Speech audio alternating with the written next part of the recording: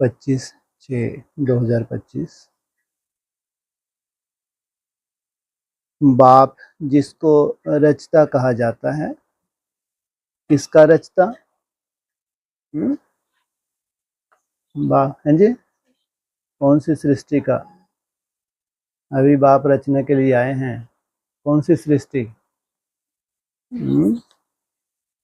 नई दुनिया का रिश्ता। उस सृष्टि को तो उनको कोई लेना देना ही नहीं। जो सृष्टि तामसी होने जा रही है, चौथी अवस्था में खुद ही भस्म होती रहेगी। 200-400 साल भी लगे तो चलता रहेगा, उससे कोई लेना देना नहीं भगवान को। भगवान किन के लिए आया है? जो नई सृष्टि की नए सिरे से जो शुरुआत होनी है, उस सृष्टि के लिए भगवान आता है, वो है उनकी सृष्टि। बाकी इस नरक की दुनिया को नरक बनने से कोई रोक नहीं सकता। नई दुनिया को कहा जाता है स्वर्ग व सुखधाम। नाम कहते हैं परंतु समझते नहीं।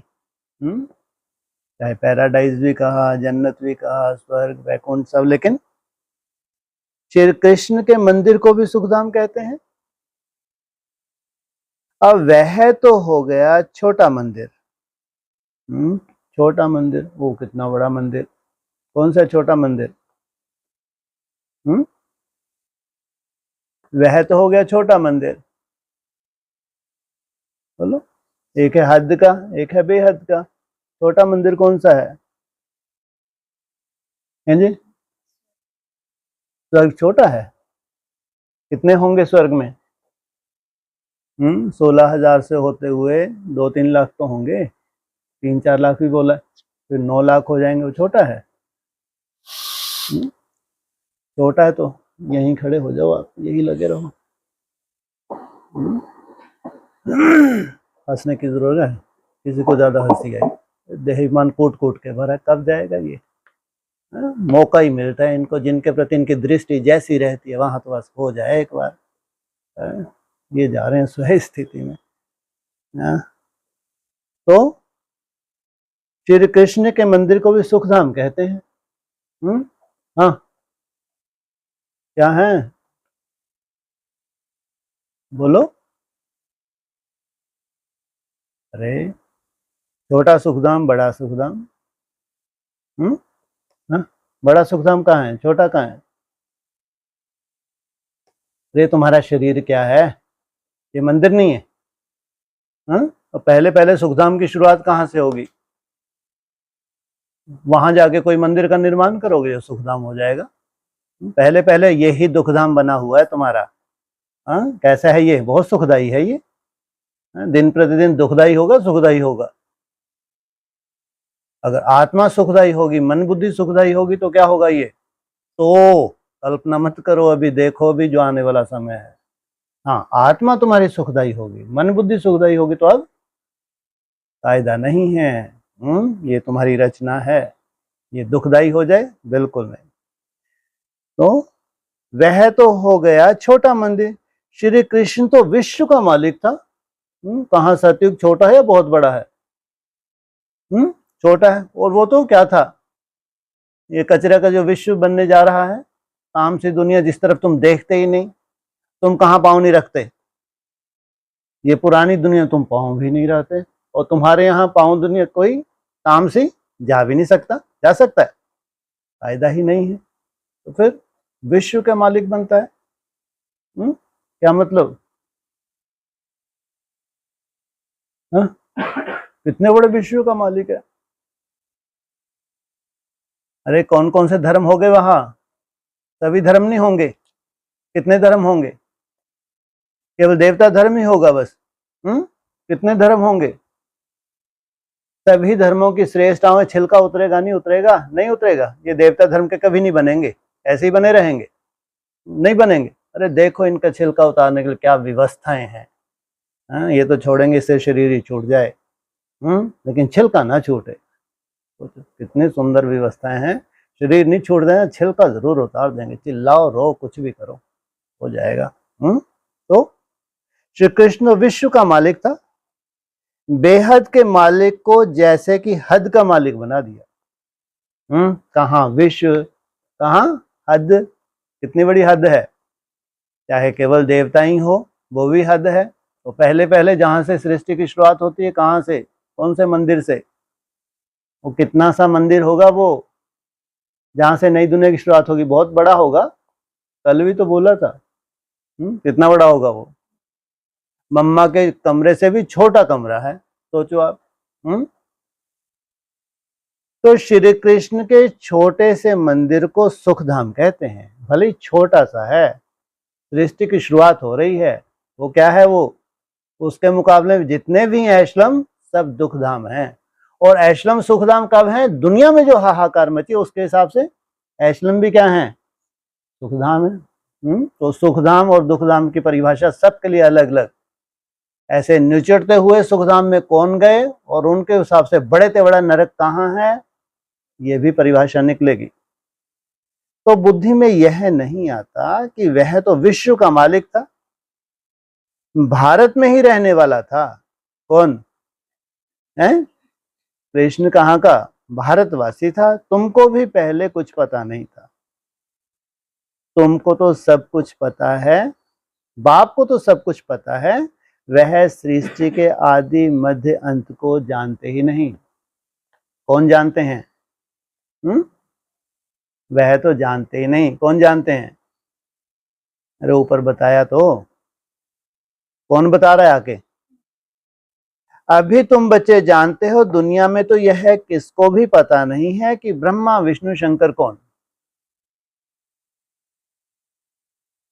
शिव तो है ऊंचते ऊंच भगवान, अच्छा, फिर प्रजापिता ब्रह्मा कहां से आया, है तो मनुष्य ही। प्रजापिता ब्रह्मा तो जरूर यहां ही चाहिए ना, जिससे ब्राह्मण पैदा हो।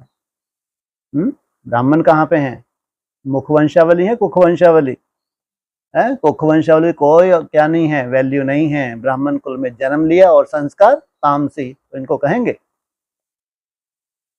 तो प्रजापिता ब्रह्मा माना ही मुख से अडॉप्ट करने वाले तुम हो मुखवंशावली।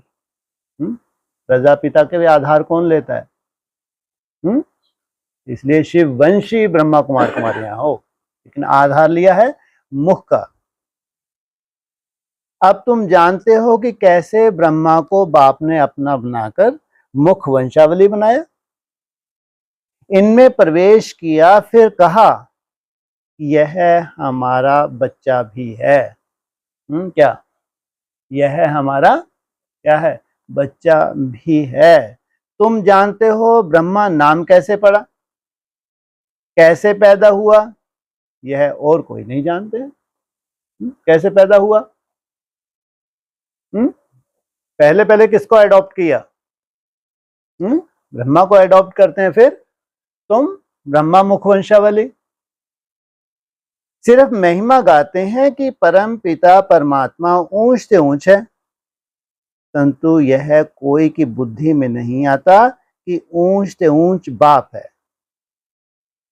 हम सभी आत्माओं का वह पिता है, वह भी बिंदु रूप ही है। क्या, क्या है, वह भी बिंदु रूप ही है। उसमें सृष्टि के आदि मध्य अंत का ज्ञान है। यह नॉलेज तुमको अभी मिली है, उसमें क्या है, किसमें है, वो बिंदु रूप ही है। और तुम क्या बनने जा रहे हो, अगर पूरी सृष्टि के आदि मध्य अंत की नॉलेज चाहिए तो कहां तक जाना पड़ेगा तुमको, जितना सूक्ष्म वो है उतना ही सूक्ष्मता तुमको धारण करनी पड़े। पहले जरा भी यह ज्ञान नहीं था। मनुष्य सिर्फ कहते रहते हैं ब्रह्मा विष्णु शंकर, परंतु जानते कुछ भी नहीं। ना भक्ति मार्ग वाले जानते हैं, ना ब्रह्मा कुमारी जानती हैं। सूक्ष्म बतनवा सूक्ष्म बतनवा, अरे बाबा ने जब बोला क्या इन्होंने आगे क्या किया है, इनकी भी क्या है, बायोग्राफी है, तो इसका मतलब इन्होंने कर्तव्य किया है।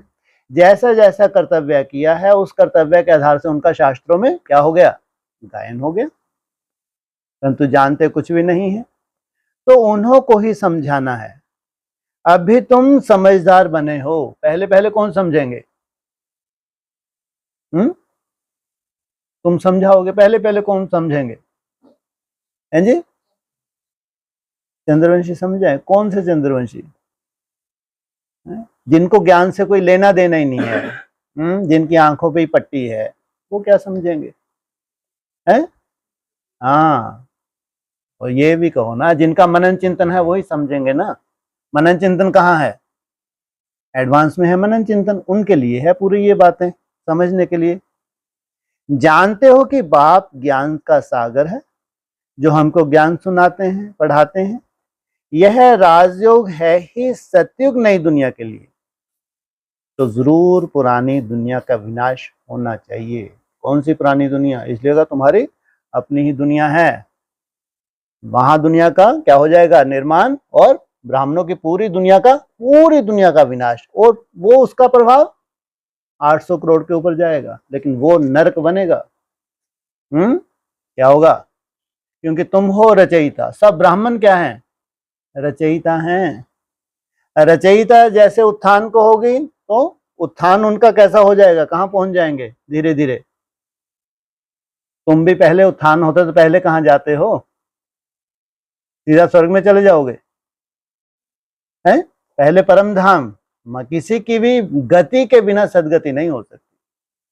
तुम भी पहले परम धाम जाओगे तो कितनों के लिए गेट खुल गया? 9 लाख के लिए पहले पहले है? फिर 2 करोड़ हैं, 10 करोड़, 33 करोड़, और फिर करोड़ों जाएंगे। और उसके बाद उनकी क्या दशा होगी? जो बचे हैं पूरी तरह नरक हो जाएगा। अब उनको भी अपना नरक भोग के फिर कहां जाना है? वापस, क्योंकि तुम्हारे सिवा उनकी गति सदगति हो नहीं सकती। इसलिए भगवान आता है किनको? जो पुराने थे पुराने हैं इस सृष्टि में, उनको नया बना देता है। वो नए बने हो तो कुछ साल लगेंगे, कितने साल लग जाएंगे बाकियों को नए बनने के लिए? अरे जब एटम बमों का प्रयोग हुआ था, ऐसी थोड़ी की सृष्टि एकदम साफ होगी तुरंत, कोई जादू होगा क्या? कितना वर्ष लग जाएगा? जितना वर्ष तुम्हारी वृद्धि को होने में लगेगा, उतना ही वर्ष क्या होगा? उनको पूरी तरह खत्म होने में लगेगा। अभी तुम्हारी स्थापना ही प्रत्यक्ष नहीं हुई। सोचो आप, कितना अंडरग्राउंड है, कितना अंडरग्राउंड है। पहले जाके स्थापना प्रत्यक्ष हो ब्राह्मणों की दुनिया, फिर स्थापना प्रत्यक्ष हो हद की दुनिया में। सोचो आप। इसलिए 10-20 साल तो ऐसे ही देखते रहो, क्या है ये, क्या है? फिर जाके दुनिया के कान पे जूं रहेंगे। फिर जाके जब मान्यता मिले कि वहां कितने वर्ष चाहिए, 100 वर्ष चाहिए, कम से कम, पूरी साइंस तुम्हारी दुनिया को चमका दे। और इधर साइंस चमका रही है, इधर दिन प्रतिदिन डाउनफॉल डाउनफॉल डाउनफॉल। क्योंकि प्राकृतिक प्रकोप को कोई, एक बार तुम समझदार बन जाओ, सब मिलकर भी मीटिंग कर लें कि भैया कुछ भी हो जाए, ऐसी संधि हो जाए कि कम से कम एटॉमिक शक्ति का प्रयोग नहीं करना, मान लो। लेकिन बाबा ने तो रिजेक्ट कर दिया, ऐसा कभी होगा ही नहीं, मान लो। लेकिन प्राकृतिक प्रकोप को रोक के दिखाओ। दिन प्रतिदिन जो पॉपुलेशन की वजह से जो हीट बढ़ रही है, प्राकृतिक प्रकोप को रोक के दिखाओ।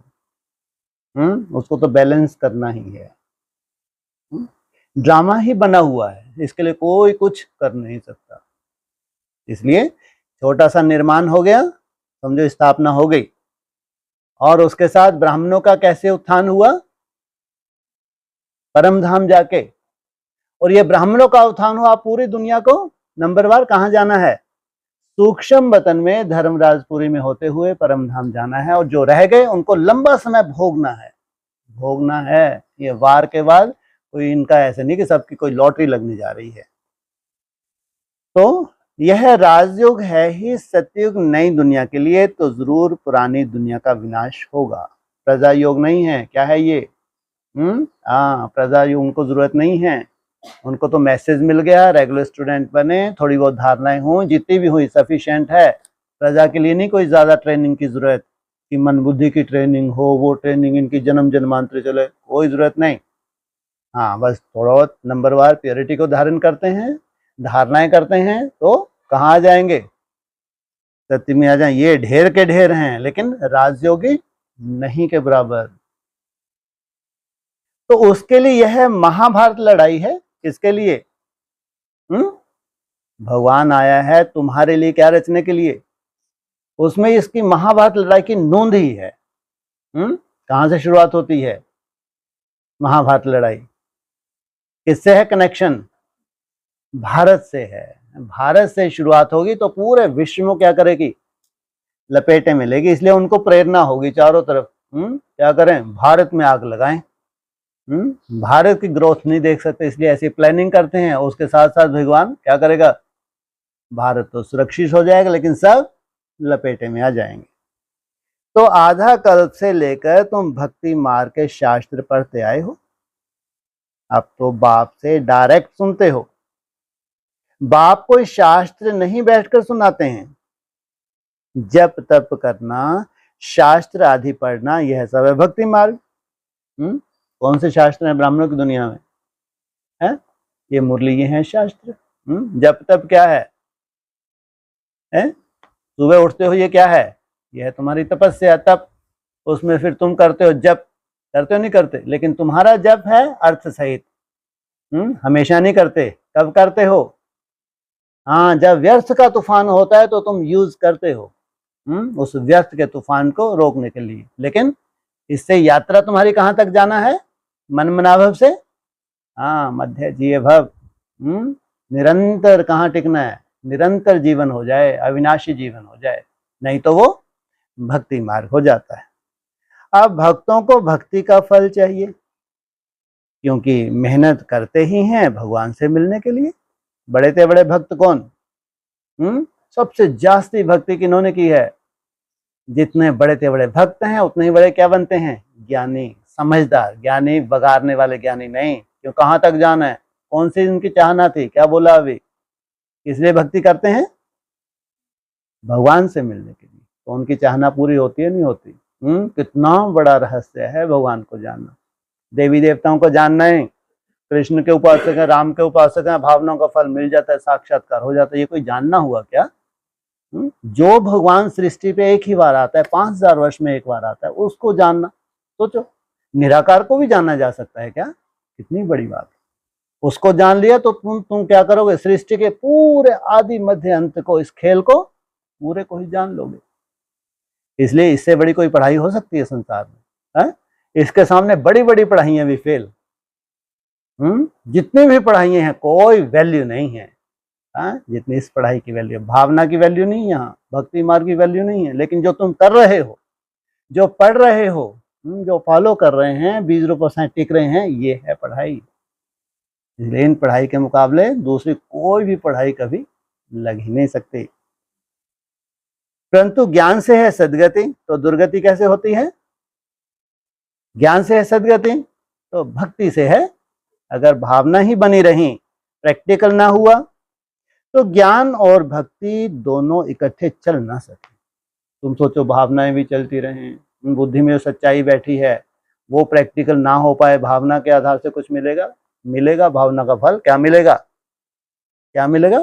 परम धाम मिलेगा। अंत में तुम्हारी बुद्धि में जो भी जितना भी ज्ञान बैठे उस आधार से तुम्हारा नया जन्म हो जाएगा, बाकी और नहीं, प्रैक्टिकल नहीं। इसलिए सबसे ज्यादा सबसे जल्दी शरीर को उनको छोड़ना है। जिनकी बुद्धि में ये बैठा हुआ है कि डॉक्टर की पढ़ाई यहाँ पढ़ी है, डॉक्टर यहाँ बनना है, ये बहुत जल्दी शरीर छोड़ेंगे। क्यों? है जी, प्रैक्टिकल नहीं हो पाया। बिल्कुल। इसलिए ब्रह्मा कुमारी इसका फाउंडेशन बहुत सुंदर है, बहुत सुंदर है। ये प्योरिटी है। जितनी इतनी प्योरिटी की पावर है उतना ही वो आधार बनेंगे। इनको तो बीज डाल के इनको शरीर छोड़ना है, फिर वो बीज के आधार से नया जन्म लेके अपना कार्य शुरू करेंगे। इस जन्म से नहीं हो सकता। तो अभी है ही भक्ति का राज। सब भक्त हैं, हर एक के मुख से ओ गॉड फादर जरूर निकलेगा। क्या ओ गॉड फादर कब निकलता है? इतनी बड़ी मुसीबत होती है, क्या कहते हैं? ओ गॉड फादर क्या करो? हैं जी, रहम करो, कृपा करो, आशीर्वाद करो, छुड़ाओ हमको। अब तुम बच्चे जानते हो कि बाप ने अपना परिचय दिया है कि मैं छोटी बिंदी हूं। तुमको परिचय दिया है, कैसे छूटोगे तुम? अगर लिबरेट करना है तो तुमको क्या दिया है कि मैं कैसी हूं, आ जाओ। तुमने क्या भक्ति की है जन्म जन्मांतर की? आपका क्या चाहिए? दीदार चाहिए। तो उसने बताया क्या? मैं क्या हूं? तो तुम भी क्या हो? तुम भी हो, लेकिन मैं हूं बहुत छोटी बिंदु हूं।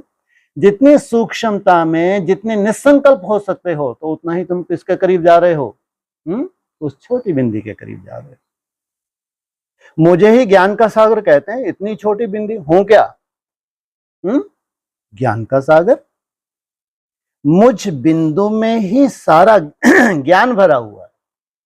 वो कैसा बिंदु होगा? और तुम भी बिंदु हो। जितना इतना सूक्ष्म बनते जा रहे हो, क्या बन जाओगे? बिंदु से सिंधु। आत्मा में ही नॉलेज रहती है।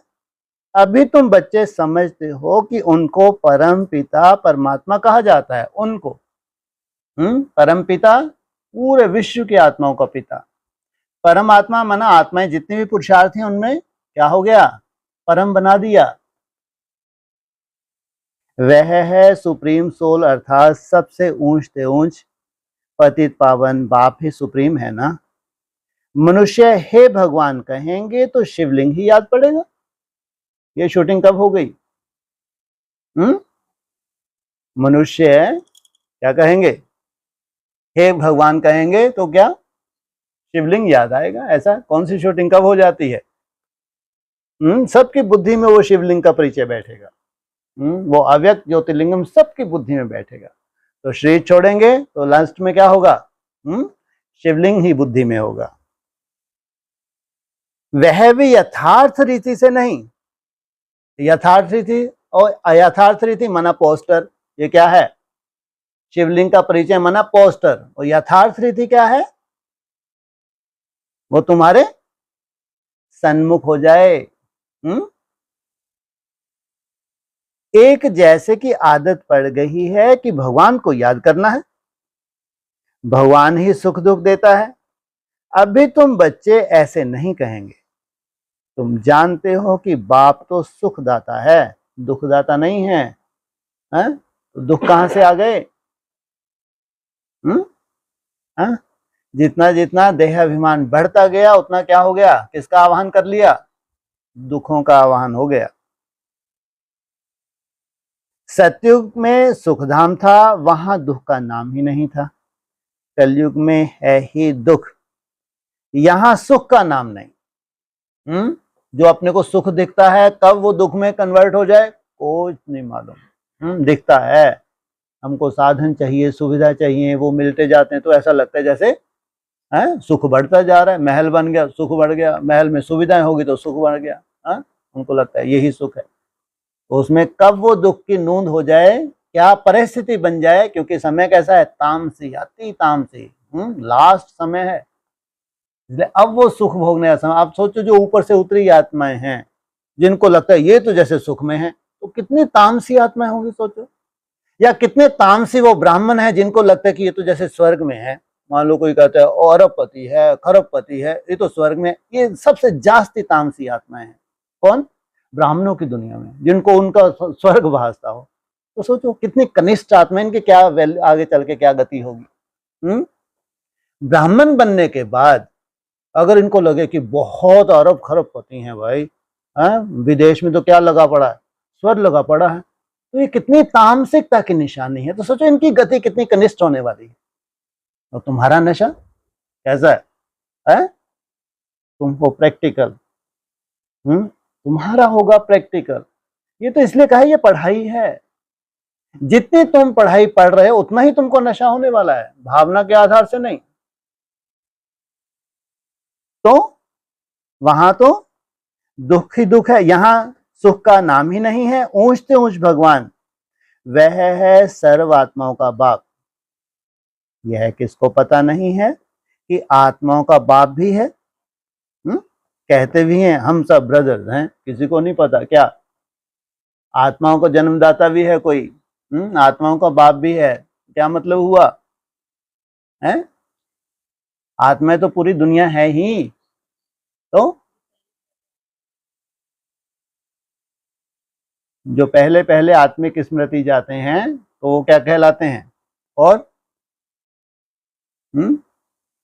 हाँ, जन्म ले लिया, एक क्वेश्चन सबके अंदर बना रहता है सदा ही, हम कहाँ से आए हैं, क्यों आए हैं, वो आजकल तो बुद्धि में है ही नहीं। चलो जितनी देर आए हैं जैसे कीड़े मकोड़े अपना जीवन जियो, छोड़ो। लेकिन कोई तो मनु की औलाद होंगे, इन्हीं का तो मंथन चलता होगा। हम कहाँ से आए हैं, क्यों आए हैं, कहाँ जाना है, सोचो। जन्म जन्मांतर चला होगा, ढूंढ रहे होंगे। तो उनको मालूम नहीं था, लेकिन अब आके भगवान बताते हैं, सबको परिचय देते, क्या मैं क्या हूं, तुम्हारा बाप हूं। अब बाप हो गया तो फिर क्या कर्तव्य करेगा? बाप की प्रॉपर्टी के ऊपर क्या है तुम्हारा? पूरा अधिकार है, पूरा अधिकार। जितना बाप समान बने, क्या करे? बाप की प्रॉपर्टी को हक करे। कायदा भी है दुनिया में भी। क्या होता है, जैसे माँ बाप होते हैं वैसे बच्चे होते हैं। दो फीचर हमारे अपने तरह के फीचर्स हैं, और कीड़े मकोड़े पशु पक्षी अपनी तरह के फीचर। क्या उनके माँ बाप नहीं है ना? और तुम्हारा तो माता पिता ही कौन है? शिव बाबा है। तो सोचो तुम्हारे फीचर्स कैसे होने वाले हैं। अगर तुम्हारा है तो, सबके नहीं, सब तो ऐसे फीचर उड़ा के कहाँ चले जाएंगे, हैं, जड़ बुद्धि बन के परम धाम में। लेकिन तुम्हारे फीचर कैसे हो जाएंगे? हैं जी, बाप समान कैसे हैं बाप के फीचर? हैं जी, पॉइंट ऑफ लाइट। हाँ, ये है तुम्हारे फीचर। सोचो अजीब ही फीचर मिले तुमको। हाँ, जो फीचर से सब गायब हो गए हैं। आंख भी फेंक दी, कान भी फेंक दिया, जीवा भी फेंक दी, हाथ वाथ सब फेंक दी, क्या बचे तुम? कितने सुंदर फीचर मिल गए। और फीचर लेके ही उतरोगे या बिना फीचर के ही नई दुनिया शुरुआत हो जाएगी? है तुम जब उतरोगे नीचे, कितने सुंदर फीचर्स होते हैं। कैसे मंदिरों में तुम्हारी पूजा होती है। शरीर भी तुम्हारा सतो प्रधान, तो आत्मा भी सतो। इसलिए पहले आप, इसलिए सबसे पहले क्या परिचय देते? मैं बाप हूं, मेरे से सृष्टि की शुरुआत हुई है। अब जाके हमने जाना कि हम किसकी रचना है। इनकी नहीं, जिन्होंने हमको जन्म दिया है, इनकी नहीं। किनकी रचना है? शिव की रचना है। कहते भी हम सब ब्रदर्स हैं, तो जरूर सब एक के बच्चे ठहरे ना। कोई फिर कह देते हैं कि वह तो सर्वव्यापी है, तेरे में भी है तो मेरे में भी है। अरे तुम तो आत्मा हो, यह तुम्हारा शरीर है, फिर तीसरी चीज कैसे हो सकती है? आत्मा को परमात्मा थोड़े ही कहेंगे। क्या आत्मा अलग है, परमात्मा अलग है? लेकिन क्या होने वाली है, कौन सी सीन आने वाली है? कोई भेद नहीं होगा। जो परमात्मा का स्वरूप है वही स्वरूप तुम धारण कर लेते हो। इसलिए अव्यक्त ने क्या बोला? जहां देखे तू ही तू। जीव आत्मा कहा जाता है, जीव परमात्मा नहीं कहा जाता। फिर परमात्मा सर्वव्यापी कैसे हो सकता? बाप सर्वव्यापी होता तो फिर फादरहुड हो जाता, जहां देखे।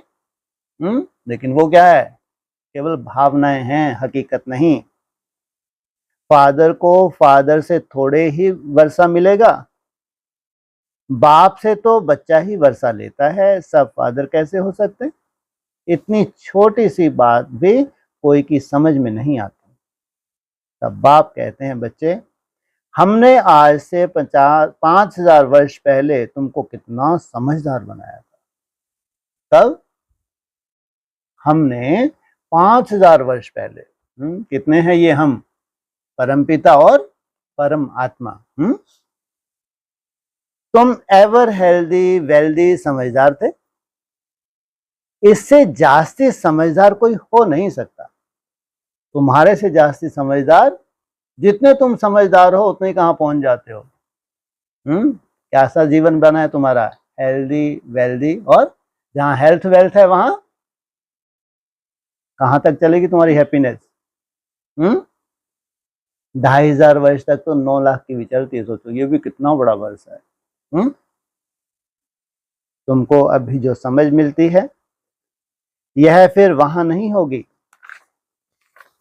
वहां यह थोड़ी ही मालूम रहता है कि हम गिरेंगे, फिर गिरेंगे। यह मालूम हो तो फिर सुख की भासना ही ना आए।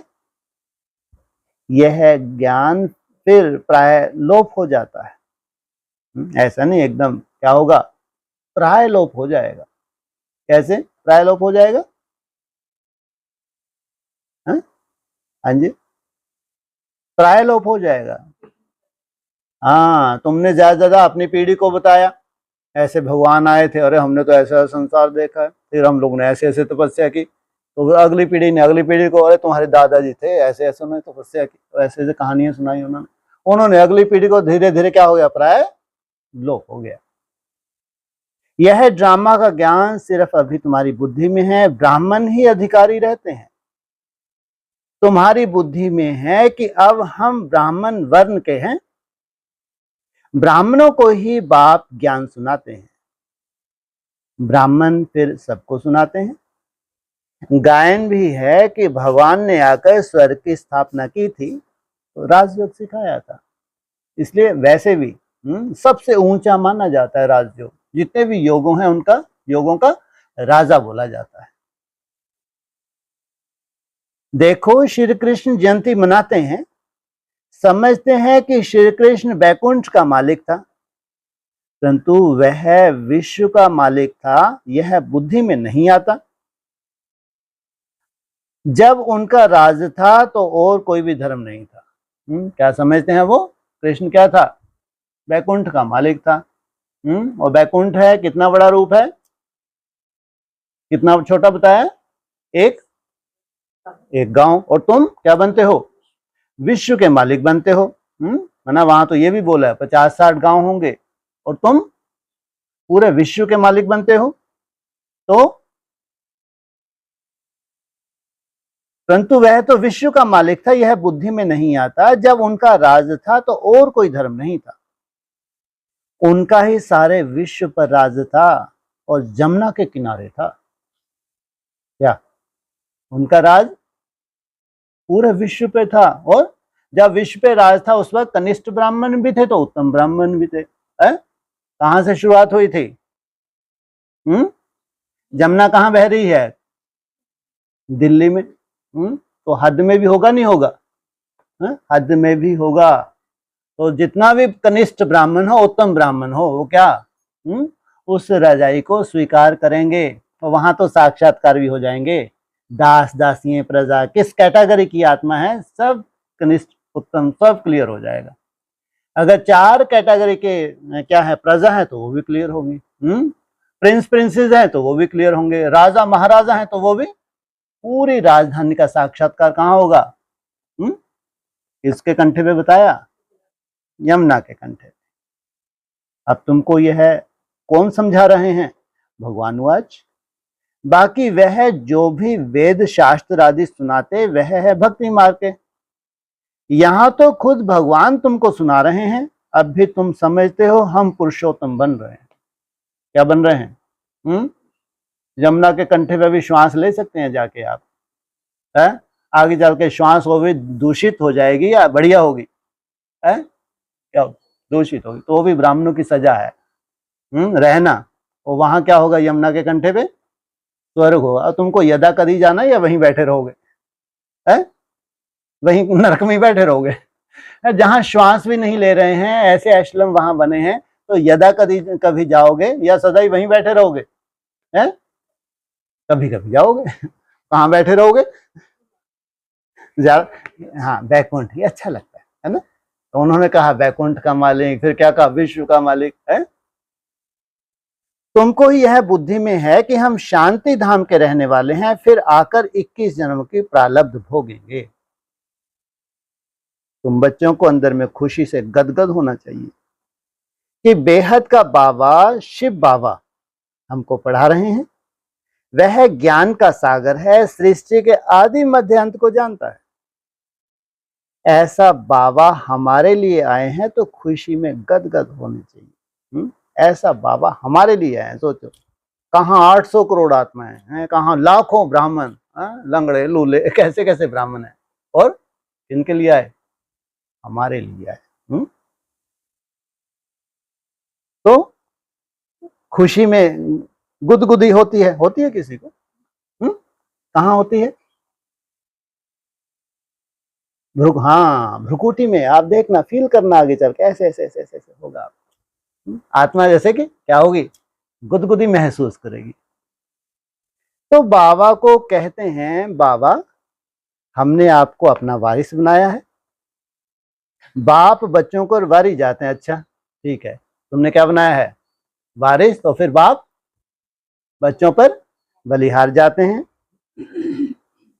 बच्चे फिर कहते हैं भगवान आप जब आएंगे, बच्चे फिर कहते हैं कि भगवान आप जब आएंगे तो हम आप पर ही वारी जाएंगे, अर्थात बच्चा बनाएंगे। यह भी अपने बच्चों को ही वारिस बनाते हैं। क्या कायदा है, जितना और उतने का कायदा है। बाबा को वारिस कैसे बनाएंगे, यह भी गूढ़ बात है। कोई मासी का घर है क्या? क्या इतना गूढ़ राज है? अपना सब कुछ एक्सचेंज करना, इसमें बुद्धि का काम है। गरीब तो झट एक्सचेंज कर लेंगे, कुछ है ही नहीं। क्या कितना टाइम लगता है? साहूकार मुश्किल करेंगे, बाकी यह नहीं कि कोई भी नहीं करेंगे। मुश्किल, जितना पैसा है उतना ही मुश्किलात। इसके मुश्किल माना ब्रह्मा बाबा क्या थे? थे ना, लेकिन बहुत मुश्किल कोई निकलता है साहूकार, ये बोला है। जब तक पूरी रीति ज्ञान ना उठावे, क्या पूरी रीति क्या उठाएं, समझ आ जाए, दिखने लगे ये नरक है, सब कुछ मिटने वाला है, तब जाके वैराग आता है। नहीं, इतना आसान थोड़ी है। इतनी हिम्मत नहीं रहती। गरीब तो झट कह देते बाबा हम तो आपको ही वारिस बनाएंगे, हमारा तो कुछ है ही नहीं। आप भाग्यशाली रहे हम, क्या कि हम क्या कर पाए, आपके ऊपर न्योछावर हो पाए। हमारे पास रखा ही क्या है? वारिस बनाकर फिर शरीर निर्वाह भी अपना करना है। तुमने मन बुद्धि से क्या किया है? भगवान को कुछ चाहिए क्या? कहाँ वो दाता है, तुम क्या दोगे? तो तुमने मन बुद्धि की जो कला थी उसमें तुम क्या हो गए? परफेक्ट हो गए। सब नहीं हो सकते, सब तो बस का ही नहीं है। वो तो कहते हैं हाँ मन बुद्धि से दे दिया, खूब गुरछल्ले उड़ाते हैं। अपने पोते धोतों के प्रॉपर्टी बना के देना, मन बुद्धि से तो बोला है। कितने बड़े मूर्ख बन जाते हैं ये। बड़े से बड़े मूर्ख देखना हो तो यहाँ देखो। और बड़े से बड़े समझदार देखना हो तो यहाँ देखो। तो सिर्फ ट्रस्टी समझ कर रहना है, उसको कुछ चाहिए ही नहीं। क्या करो तुम? ट्रस्टी बनकर अपना है तो उसको जनक की तरह संभालो। युक्तियां बहुत बताते रहते हैं। बाप तो सिर्फ देखते हैं कि कोई पाप कर्म में तो पैसे खराब नहीं करते। कि आप तुम्हारा इतना बड़ा तुमने क्या किया, संकल्प लिया है, तो अब कम से कम तुम्हारा संकल्प खंडित ना हो। मनुष्यों को पुण्य आत्मा बनाने में पैसा लगाते हैं, सर्विस भी कायदे से करते हैं। यह पूरी जांच करेंगे। कौन? जांच कितने फुर्सत में हैं ये जांच करने के लिए। फिर सब राय देंगे, सबको नहीं देते हैं राय। सबको तो नहीं, ठीक है चल, हाँ बढ़िया। तो सब देख लेते तो फिर उनको पूरी तरह से राय देते हैं। यह भी धंधे में ईश्वर अर्थ निकालते थे ना। कौन? ब्रह्मा बाबा की पहले से क्वालिटी थी, है क्या निकालते थे। वह तो था इनडायरेक्ट, अभी बाप डायरेक्ट आए हैं। मनुष्य समझते हैं हम जो कुछ करते हैं उनका फल ईश्वर दूसरे जन्म में देते हैं। कोई गरीब दुखी है तो समझेंगे कर्म ही ऐसा किया हुआ है। कुछ भी किसी के साथ गलत नहीं हो रहा, ये ध्यान रखना। कुछ भी संसार में जो भी हो रहा है किसी के साथ कुछ गलत नहीं हो सकता। अपने पिछले जन्मों का पूरा हिसाब किताब चुकता कर रहे हैं। जो भी सीन घट रही है जो हमको अच्छी नहीं लगती, बुरे से बुरी लग रही है, लेकिन उसमें भी क्या है? कर्मों की नूंद है ही है। तो अच्छे कर्म किए हैं तो सुखी हैं। बाप तुम बच्चों को कर्मों की गति समझाते हैं। रावण राज्य में तुम्हारे सब कर्म विकर्म ही हो जाते हैं। ब्राह्मणों की शूटिंग पीरियड में भी रावण राज होता है तो क्या हो जाते हैं? सब कर्म कैसे हो जाते हैं? विकर्म। सतयुग त्रेता में रावण ही नहीं, इसलिए वहां कोई विकर्म होता ही नहीं। सोचो, ब्राह्मणों की दुनिया में जो किस शूटिंग पीरियड में रहते हैं, इसलिए तुम्हारी सतयुग त्रेता की शूटिंग कब होती है? क्या बताया? हाँ, जितना समय तुम याद करते हो तो कौन सी शूटिंग होती है? सतयुग त्रेता की स्वर्ग की। और जब तुम भूले हुए हो तो अपने 63 दिन को हिसाब किताब, तो हिसाब किताब होते तो कैसी शूटिंग हो जाती है। जब तुम तपस्या में निरंतर करने के लिए लगे हुए हो, सोचो तो किस खाते में जा रहा है पूरा का पूरा तुम्हारा है, पूरा सत्य, क्योंकि तुम लगे ही हो। बीच में माया आना कोई बड़ी बात नहीं, उसमें तुम्हारा कोई हिसाब किताब नहीं बनता, कोई हिसाब किताब नहीं बनता। बोल मनसा में कितने भी तूफान आए लेकिन कर्म इंद्रियों से कोई भूल ना हो। तो यह निरंतर तुम्हारी शूटिंग कौन सी हो रही है, स्वर्ग के, इसलिए जन्म जन्मांतर का सुख पाते हो। द्वापर हो कलयुग हो तो भी तुम दूसरों की अपेक्षा कैसा जीवन रहता है। तो यहाँ जो अच्छे कर्म करते हैं उनका अल्पकाल के लिए सुख मिलता है, फिर भी कोई ना कोई रोग खिटपिट तो रहती ही है, क्योंकि अल्पकाल का सुख है। अभी बाप कहते हैं यह रावण राज्य ही खत्म होना है। राम राज की स्थापना शिव बाबा कर रहे हैं। किसकी? राम राज। तुम जानते हो यह चक्र कैसे फिरता है। भारत ही फिर गरीब हो जाता है। भारत आज से 5000 वर्ष पहले स्वर्ग था, इन लक्ष्मी नारायण का राज था। पहले गद्दी इनकी चली थी। सृष्टि की जब शुरुआत होगी तो भ्रुकुटी में बैठने की पहली गद्दी इनकी चली थी। श्री कृष्ण प्रिंस फिर स्वयंवर किया तो राजा बना, श्री नारायण नाम पड़ा। यह भी तुम अभी समझते हो तो तुमको वंडर लगता है। बाबा आप सारे रचता और रचना की नॉलेज सुनाते हो, आप हमको कितना ऊंच पढ़ाते हो, बलिहार जाऊं। हमको तो सिवाय एक बाप के और कोई याद नहीं करना है। इतनी सुंदर आप नॉलेज दे रहे हो, सृष्टि के आदि मध्य अंत की नॉलेज दे रहे हो, हम कितने भाग्यशाली हैं। अंत तक पढ़ना है तो जरूर टीचर को याद करना है। अंत तक माना जब तक जीना है, तुम्हारी मृत्यु जब तक नहीं हो रही है, देहभान पूरी तरह तुम्हारा नहीं छूटा है, तब तक पीना है ज्ञान अमृत। स्कूल में टीचर को याद करते हैं ना, उन स्कूलों में तो कितने टीचर्स होते हैं, हर एक दर्जे का टीचर अलग होता है। यहाँ तो एक ही टीचर है, देवता धर्म की पढ़ाई पढ़ाने के लिए एक ही टीचर। क्या बताया, कौन सा है जी? शिवाचार्य। अच्छा, और एक ही टीचर है तुम्हारा महादेव। अच्छा, और एक ही टीचर है तुम्हारा। किसकी दशा है? हाँ, तुम्हारे ऊपर बृहस्पति की दशा, उनके ऊपर शुक्र की, फिर बुध की, फिर मंगल की भी होगी, साफ से लास्ट में कनिष्ठ राहु की दशा, वो भी तो पढ़ाइए हैं। हर एक दर्जे का टीचर अलग होता है, यहाँ तो एक ही टीचर है। कितना लवली है, बाप लवली, टीचर लवली, सतगुरु लवली नहीं लिखा, सोचो। ओ डॉट डॉट करके छोड़ दिया, कितने चतरे हैं ये, हैं जी? अरे फिर वो डॉट डॉट करके इनको छोड़ दिया और खतरनाक बताया, सबसे खतरनाक। वो लवली कहीं दूर दूर तक ही नहीं है, किसी मुरली में नहीं बताया उसको। सतगुरु को कभी लवली नहीं बता सकते, ध्यान रखना। यहाँ भी क्या डॉट डॉट छोड़ दी, ज्यादा क्यों डराओ बेचारों को। वैसे ही आफत हुई जा रही है चौथी अवस्था में, और फिर डंडा अभी से दिखाना शुरू कर दो। आगे भक्ति मार्ग में अंधश्रद्धा से याद करते थे, अभी तो डायरेक्ट बाप पढ़ाते हैं, तो कितनी खुशी होनी चाहिए। फिर भी बाबा भूल जाते हैं। सोचो, जिसके तन में आ रहे हैं वो क्या होता है, भूल जाते हैं। पता नहीं हमारी बुद्धि आपको क्यों नहीं याद करती है। गाते भी हैं ईश्वर की गतिमति न्यारी है। बाबा आपकी गति और सदगति की मत तो बड़ी वंडरफुल है। आप जिस हमको गतिशील कर रहे हैं, जिस गति में ले जा रहे हैं, फिर हमारी जो सदगति होगी, सृष्टि की शुरुआत होगी, हमने तो कभी कल्पना ही नहीं की थी। ऐसे बाप को याद करना चाहिए। स्त्री अपने पति के गुण गाती है ना, बड़ा अच्छा है। यह उनकी प्रॉपर्टी है, अंदर में खुशी रहती है ना। यह तो पतियों का पति, बापों का बाप है। इनसे कितना हमको सुख मिलता है, और सबसे तो दुख मिलता है। हाँ, टीचर से सुख मिलता है क्योंकि पढ़ाई से इनकम होती है।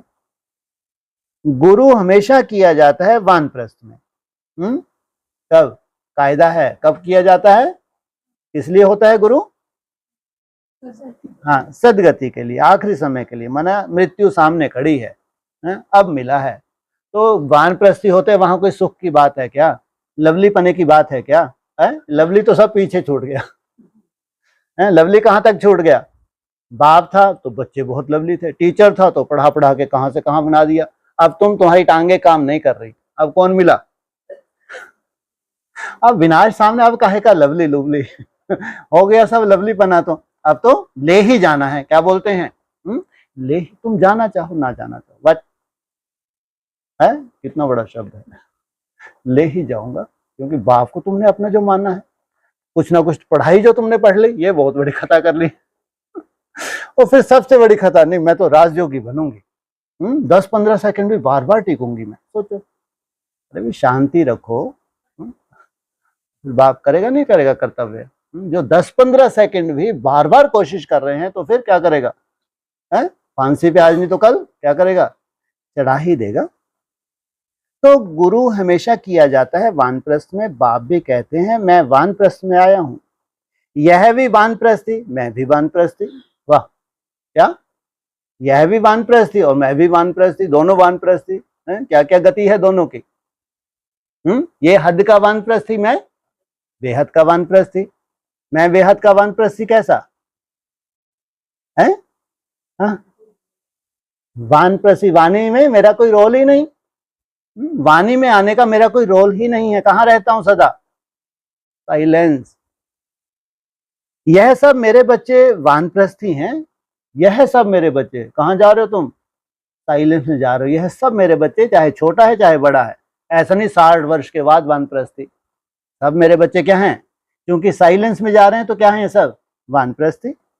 बाप टीचर गुरु तीनों ही इकट्ठे हैं, बाप टीचर भी बनते हैं, फिर गुरु बन साथ ले जाते हैं, उस एक बाप की ही महिमा है, यह बातें और कोई शास्त्र आदि में नहीं है। बाबा हर बात अच्छी रीति समझाते हैं, इनसे ऊंची नॉलेज कोई होती नहीं, ना जानने की दरकार रहती है। इतनी ऊंची नॉलेज पढ़ ली, अब तो कोई दरकार ही नहीं किसी भी नॉलेज की। हम सब कुछ जानकर विश्व के मालिक बन जाते हैं, जो जास्ती क्या करेंगे सब कुछ जानकर, सोचो क्या कहा, तुम सब कुछ जानकर विश्व के मालिक बनोगे, पहले नहीं कोई तुम्हें ऐसी कोई सोल नहीं आती है कि विश्व में मालिक बन के बैठ जाओ, क्या कहा, तुम सब कुछ जानकर फिर क्या बनोगे, कैसे, बोलो, थोड़ा बहुत जानकर नहीं, सब कुछ जानकर। जो मिस्ट्री थी वो मिस्ट्री खुल गई, तो कब खुली, किस कंडीशन में, हाँ 1 सेकंड में ब्रह्मा सो विष्णु बने, पूरी मिस्ट्री ओपन हो गई, अब तुम फिर पूरे विश्व पर दादागिरी करते हो। सोचो मनसा कैसी पावरफुल हो गई तुम्हारी, एकाग्रता की पराकाष्ठा है, तुमसे दुनिया डरती है, तुम डरोगे, वो मिसाइल छोड़ने से पहले तुमने संकल्प किया, वो आउट सोचो उसको मिसाइल छोड़ेंगे तो यहां तक आने मान लो 10 मिनट 15 मिनट या 2-4 मिनट, तुम्हें 1 सेकंड में काम कर दिया, खल्लास। तो इतनी पावर होती है मनसा में, एकाग्रता में। ये तो सोल हैं, 1 सेकंड में कहीं से कहीं जा सकती नहीं जा सकती है। सोचो विश्व के किसी कोने में भी 1 सेकंड में भ्रुकुटी में प्रवेश की, बटन दबाया और काम करवा दिया, वंडरफुल खेल तुम्हारा। बच्चों की बुद्धि में यह तो तब खुशी में, बच्चों की बुद्धि में यह हो तब खुशी में, और उसी याद में रहें। पुण्य आत्मा बनने के लिए याद में जरूर रहना चाहिए, तुमसे कोई पाप कर्म ना हो, पुण्य आत्मा बने रहो तो उसके लिए रहना चाहिए याद में। माया का धर्म है तुम्हारे योग को तोड़ना, योग में ही माया विघन डालती है। बाकी जिनको योग नहीं करना तो सेवा में बहुत सुंदर सुंदर सेंटर बना लिए, सब लग्जरी सब कुछ है, महलों की तरह है, कैसे अच्छे से रह रहे हैं, 56 प्रकार के भोग खा रहे हैं, तो उनके लिए कोई माया है क्या? जो माया में ही लिपटे हुए हैं उनके लिए क्या माया भाई? जो माया से छूटना चाहते हैं उनके लिए क्या है? युद्ध है, उनके लिए माया है। भूल जाते हैं माया के तूफान बहुत आते हैं, यह भी ड्रामा में नूंद है। कौन सी? तुम्हारे पास सबसे जास्ती क्या आने चाहिए? माया के तूफान। ड्रामा में नूंद है, सबसे आगे तो यह है, तो इनको सब अनुभव होते हैं। तो ये फिर सबके चेहरे देखते होंगे, ब्रह्मा बाबू को कैसा लगता था? मैं 2 गिट्टी खाता हूं तो भूल जाता हूं। तो ये बच्चे बेचारे कैसे आफत होती होगी इनके 10-15 सेकंड है। सोचो, तो अनुभव से ही बोलते होंगे ना, कितना अजीब लगता होगा। फिर भी भगवान बैठा है, इनको हिम्मत दी हुई है, हिम्मत नहीं हार रहे। तो ये कितना बड़ा चमत्कार है आगे चल के। सोचो किसके लिए किसके लिए चमत्कार है? है बच्चों के लिए चमत्कार है। किसके लिए, किसकी बात कर रहे हैं? सबसे बड़ा चमत्कार किसके लिए है? ब्रह्मा बाबा के लिए कितना बड़ा चमत्कार है, कि 10-15 सेकंड टिकना कितनी बड़ी आफत है। और 16,000 की राजधानी स्थापन होनी ही है कल। सोचो कितना बड़ा जादू होने वाला है ये। सबसे ज्यादा खुशी किसको रहती होगी जादू की? बच्चों को जो पिस रहे हैं, किसको? इसलिए खूंटे पे टंगा ही देखता था कल क्या होने वाला है, हमारा स्वर्ग आया कि आया। तो इनको सब अनुभव होते हैं। मेरे पास जब आए तब तो सबको समझाऊंगा ना, तुम 10-15 सेकंड टिकते रहो, थको मत। आए तो नहीं तो मेरा बाबा मीठा शिव बाबा लगे रहो, आए तो। यह सब माया के तूफान आएंगे, बाबा के पास भी आते हैं। ऐसा नहीं कि बाबा निराकार स्टेज में टिक गया है। कहां तक जाना है बाबा जी को? है कहां तक जाना है बाबा जी? अरे आप भी तो बाबा बाप यही हो, बाप के बच्चे क्या हो? जैसा बाप वैसे क्या बनेंगे? हम भी बनेंगे, नहीं बनेंगे? तो सोचो कितना बड़ा टारगेट है तुम्हारा। तुमको भी आएंगे, माया का तूफान ही ना आए, योग लगा ही रहे तो कर्मातीत अवस्था हो जाए। क्या? लेकिन अभी कर्मातीत अवस्था हो नहीं सकती। क्यों नहीं हो सकती? शरीर क्यों नहीं हो सकती? अभी अंत कहाँ आया है? क्या बोलते हैं अक्सर, अभी अंत कहाँ आया है? तो माना अंत आना, सृष्टि का क्या होना है? गर्क होना, और तुम्हारी नई दुनिया स्थापन होना। इसलिए कहीं कहीं बाबा कहते हैं बाप दादा रुके हैं, तुम बच्चों के लिए चाहें तो जा सकते हैं। तो अभी कितनी तेजी से ड्रामा चलेगा सोचो। 27 तक ही कितना वंडरफुल खेल हो जाएगा, 27 तक ही। सोचो, कल्पना करके देखो अब कितनी तेजी से होना है, जो भी होना है कितनी फास्ट गति से होना है। तो योग लगा ही रहे तो कर्मातीत अवस्था हो जाए, फिर यहां रह ना सकें तो कहां जाएंगे? ये भी आपत्ति है। इतना सुंदर परिवार, हाँ, फिर यहां रह ना सकें, संन्यास। कहाँ चले गए? इतना सुंदर परिवार, ये भी छोड़ना पड़ रहा है। यहां रह ना सकें, अरे बहुत बड़ा क्वेश्चन हो गया। वैकुंठ, फिर यहां रह ना सकें, कर्मातीत अवस्था हो जाएगी तो फिर सब चले जाएंगे। तुम अपने धाम में चले गए और सब कहां चले गए? सब चले जाएंगे, कोई यहां नहीं रह सकता। शिव की बारात गाई हुई है ना, मच्छरों सदृश जाने वाले हैं। शिव बाबा आए तब हम सब आत्माएं जाएं। क्या? शिव बाबा हमारे पास आए तो तब हम सब आत्माएं जाएं। शिव बाबा आते ही हैं सबको ले जाने। सतयुग में इतनी आत्माएं थोड़े ही होंगी। अच्छा, मीठे मीठे सकीलदे बच्चों प्रति माता पिता बाप दादा का याद प्यार। Good morning. रूहानी बाप के रूहानी बच्चों को नमस्ते, रूहानी बच्चों की रूहानी बाप दादा को ओम शांति।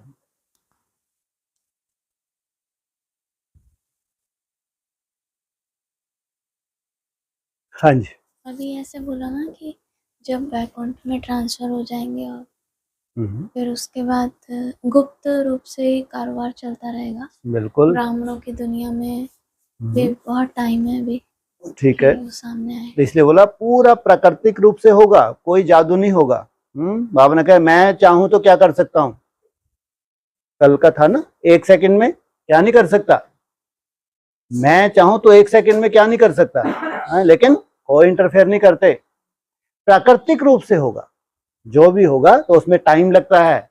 इसलिए सबसे पहले एक ही हम लोगों को उदाहरण दिया है कहाँ दिखाया, कौन सा संगम दिखाया जिससे ये क्लियर होता है? त्रेता और द्वापर का जो संगम दिखाया, कितनी सीढ़ी कटी हुई है?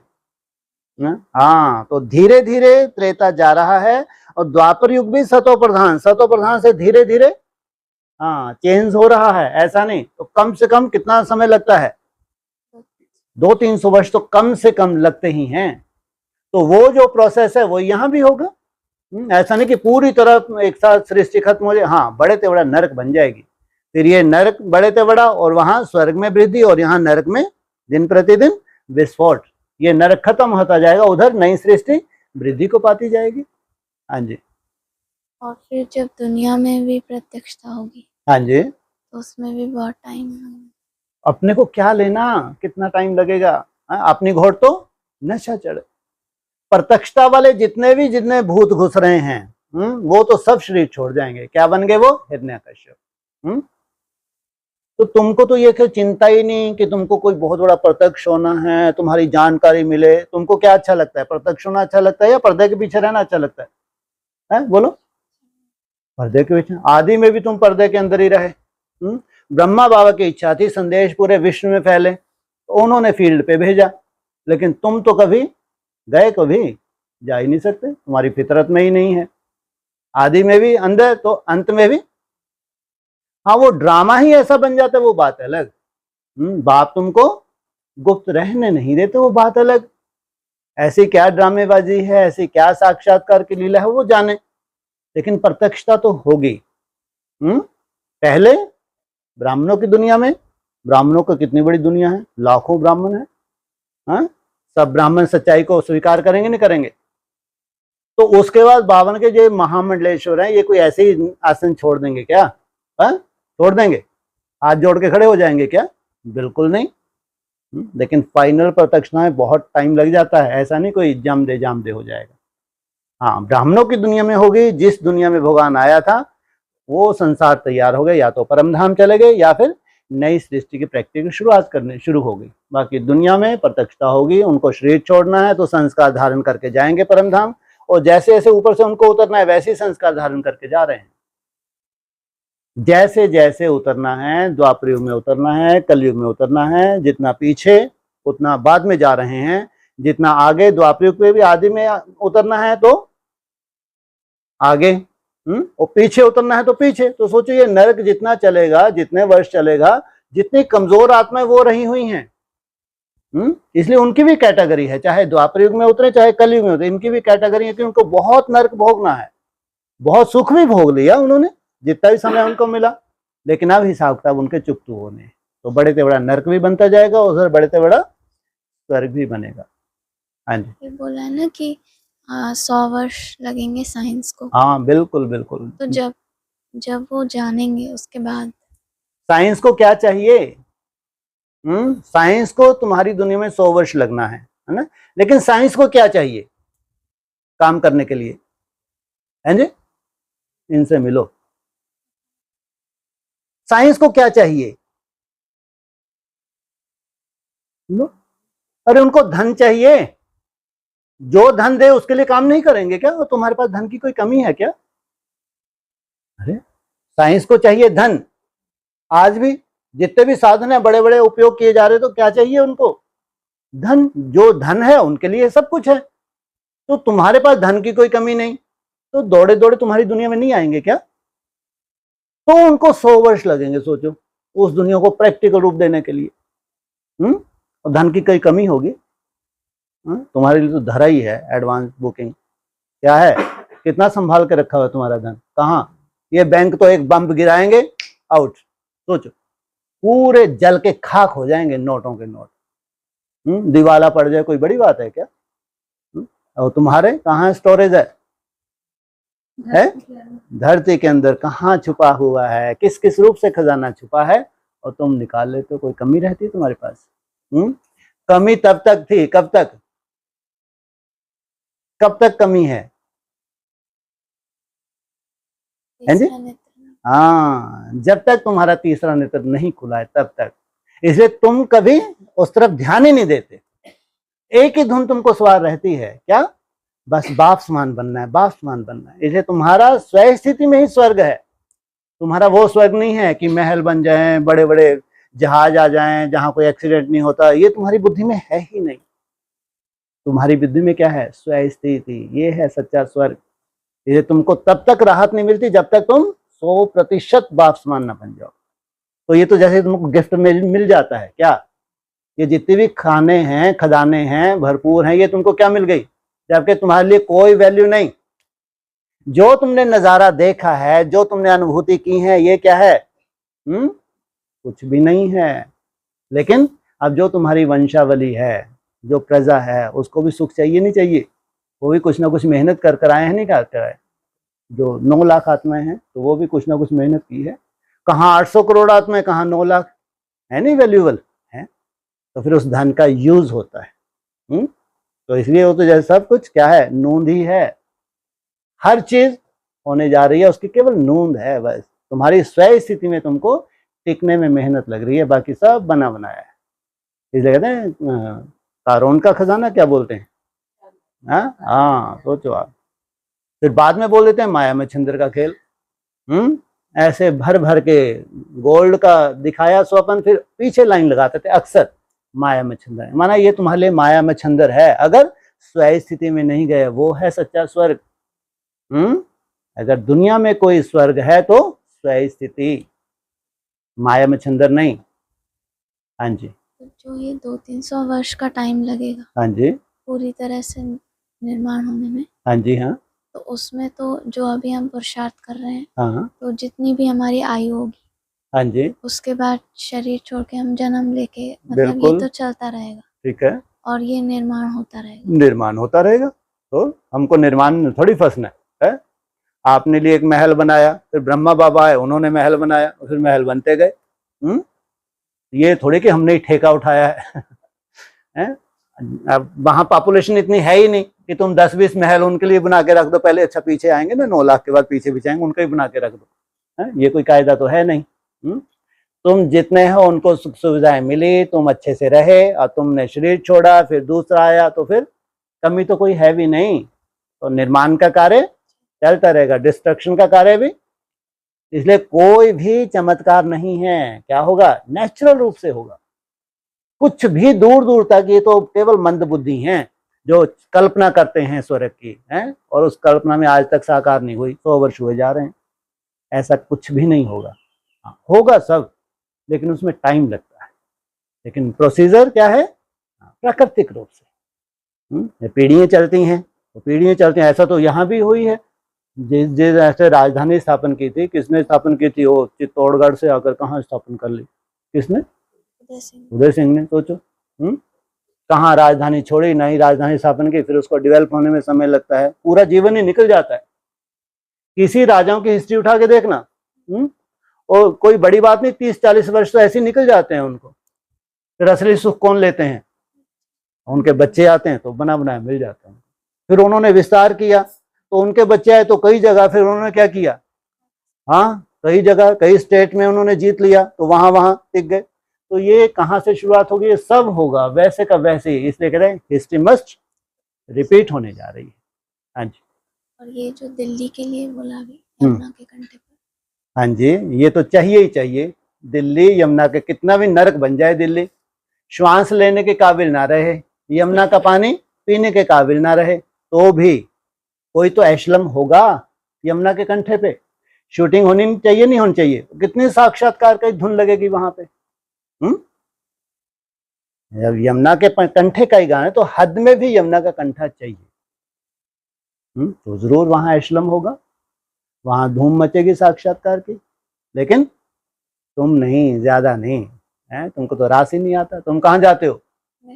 बैकुंठ से आना, नीचे आके रास वास हुआ, और फिर कहाँ चले गए? वापस। थोड़ा बहलाया, दृष्टि जो भी हो, है ना, नाटकबाजी, साक्षात आ जाए है, चलो कहाँ? वापस। इतना हो गया, इतना ही काफी है यहाँ के लिए, ज्यादा नहीं। सब होगा जो जो मुरली में लिखा है, जो जो हो, सब पत्थर की लकीर है। बेहद में भी, हद में भी होगा। बेहद में तो अभी हो जाएगा, लेकिन हद में भी होगा। हाँ जी। और फिर ऐसे वो बोला ना कि जब इस सृष्टि पर पूरा विनाश हो जाएगा, हाँ जी, उसके बाद जब तक पूरी सफाई नहीं होगी, हाँ, तुम टिके रहना वहीं। नीचे नहीं आ सकते। जब तक तुम्हारे अनुसार जो सफाई होनी चाहिए, जब तक वो सफाई ना हो जाए, तब तक तुम कहाँ रहना? परम धाम में रहना। तो अब सफाई हो गई, अब तुम नीचे आ जाओ। तो जो छोटे रूप में स्थापना होगी उसमें भी सफाई होनी है बेहद की। और छोटे से रूप में बेहद की सफाई होगी। अब कहाँ जाओ? अब ये छोटा संसार सुखदाई है, ये दुखदाई नहीं है। अब बस ऊपर ही मत टंगे रहो, आ जाओ बैकुंठ में आ जाओ। अब नीचे सफाई नहीं हुई है तो यहीं टंगे रहो। नीचे थोड़ी जिस आश्रम में जाना कुछ तो सफाई होनी चाहिए, पूरे गंदगी में उतर जाओगे, है ना? तुम्हारे अनुकूल अभी वहां आश्रम में सफाई नहीं हुई है। सफाई हुई तो फिर जाओगे नहीं जाओगे? जहां जहां सफाई होती जाएगी वहां वहां तुम क्या रखोगे? पांव रखोगे। ना रखो ये कायदा नहीं है। इसलिए तुम्हारे लिए कैसा चाहिए? सफाई चाहिए। गंदगी में तुम पांव नहीं रखते। तो स्थूल रूप में जो इतना बड़ा एटॉमिक पार्ट्स होंगे और हाँ जी, हाँ, फिर पॉपुलेशन खत्म होगी धीरे धीरे। हाँ जी। तो इसमें भी कोई की ताकत नहीं कि एक साथ फोड़ दे नहीं, मतलब एटॉम। हाँ जी, धीरे धीरे पॉपुलेशन खत्म होती हाँ जाएगी। हाँ हाँ, ठीक है। फिर नेचुरल रूप से ही पृथ्वी पे पूरी सफाई हो जाएगी। बिल्कुल। सबसे बड़ा रोल तो प्रकृति का है। सबसे बड़ा रोल सफाई में है प्रकृति का। माना इन्होंने इतनी हीट बढ़ा दी है एटम बम में, सोचो कितना आग ही आग है पूरी। प्रकृति को जला के खाक कर देंगे ये। अभी तो उनको मालूम है, जिस दिन ये हुआ ना, ये रहने के काबिल नहीं है, उनको मालूम है। जो साइंटिस्ट हैं उनके पास पूरे कैलकुलेशंस हैं। अगर ऐसे हो गया, एटॉमिक वार शुरू हो गई, तो ये सृष्टि वो ही नहीं रह सकेंगे बेचारे। सोचो आप, जो बड़े बड़े साइंटिस्ट हैं, बड़े बड़े अरब खरबपति हैं, वो भी नहीं रह सकेंगे। उनके लिए क्या हवा अलग चलेगी क्या? ऐसा तो नहीं है ना। हवा तो सबके लिए एक सी है। धन से क्या हो रहा है? हवा थोड़ी खरीद लेंगे, पानी थोड़ी खरीद लेंगे, ये कहाँ तक खरीदेंगे? तो वो अपनी व्यवस्थाएं कर रहे हैं। कुछ तो ये भी सोच रहे हैं कि अलग किसी कहाँ चले जाए, मंगल ग्रह पे बसा लें, तो वहां बसा लें, वहां कर लें, या फिर ऐसे ऐसे वो अंडरग्राउंड क्या कर लें, जहाँ ऑक्सीजन की व्यवस्था हो, वहीं पड़े रहें 50-100 साल, धीरे धीरे सब ठीक हो जाएगा। उनकी अपनी है, सब प्लानिंग है। उनको ये भी मालूम है कि असर कब तक रहेगा। इन बंकरों में कितनी व्यवस्था हम करके रखें, ये इसकी क्या ना, ऑक्सीजन की कितनी व्यवस्था करके रखें, सब उनकी बुद्धि में है। उनको दुनिया की परवाह नहीं है, लेकिन जिस दुनिया को, जिनको सुरक्षित रखें, उनके लिए अपनी व्यवस्था वो कर रहे हैं। ऐसे नहीं, उनको सब मालूम है जब एटॉमिक शक्ति का प्रयोग होगा तो कैसे दुनिया सड़ने वाली है। इसलिए उनकी पूरी तैयारी है, लेकिन भगवान की अपनी तैयारी। इनकी जो भी तैयारी है वो है बनावटी, धन का यूज है। और उनको भी दिखा रहे हैं कि ऐसे ऐसे आपको कैसे हम सेफ रखेंगे, फिर आपसे कैसे सृष्टि की शुरुआत होगी। और भगवान की तैयारी, तुम क्या करते हो? नेचर को ही परिवर्तन कर देते हो योग बल से। ये है चमत्कार। तो कितनी बड़ी बात है। ये वो कल्पना नहीं कर सकते ना। ये वो कल्पना कर सकते हैं कि 100-150 वर्ष तक इनको बंकरों में घुसे रहना है, जब तक पॉपुलेशन कम हो गई। अब थोड़ी सी पॉपुलेशन है, अब धीरे धीरे प्रकृति अपना रूप बदल रही है, तब तक बंकरों में ही रहो। कोई बड़ी बात थोड़ी है। बंकरों में पूरी व्यवस्था की जा सकती है, लंबे समय के लिए रहने के लिए नहीं की जा सकती, लेकिन तुम्हारा है नेचुरल। तुम योग बल से क्या करते हो? प्रकृति को ही सतो पर, पूरी प्रकृति नहीं, जहां तुम रहते हो वहां की प्रकृति सतो प्रधान हो जाएगी। वहां कोई भी तत्व उपद्रव नहीं मचा सकता। सोचो, ये है नेचुरल। इसलिए कहा कोई चमत्कार नहीं होगा। अभी भी तुम देखना, कहीं भी बैठ जाओ, तुम साधना के लिए बैठ जाओ, वहां तुमको कोई डिस्टर्ब नहीं कर सकता, कोई तत्व तुमको डिस्टर्ब नहीं कर सकता। फिर जहां संगठित रूप में तो योग बल है, तो कितना सुंदर वायुमंडल बना लेंगे। इसलिए ये है नेचुरल। वो नेचुरल नहीं है, वो जो तैयारी कर रहे हैं। एक तरफ भगवान की तैयारी है, एक तरफ उनकी भी तैयारी है, लेकिन जीतेगा कौन? भगवान नेचुरल। इसलिए कहा भी था मुरली में, सब कुछ क्या होगा? प्राकृतिक रूप से होगा, कोई चमत्कार वाली बात नहीं होगी, कभी भी नहीं होगी। हाँ जी, तो ये मुरली में आता है ना कि जब पूरी सफाई हो जाएगी, हाँ जी, तब तक तो तुम ऊपर ही रहोगे। हाँ जी, मतलब परम धाम का बोला था। ठीक है। तो छटपटाना मत कि अब हमको नीचे जाना। हाँ, तो कितनी बड़ी बात। भगवान भी कैसा चाह कि तुम छटपटाना मत नीचे जाने के लिए, जब तक पूरी सफाई ना हो जाए कहाँ पड़े रहो।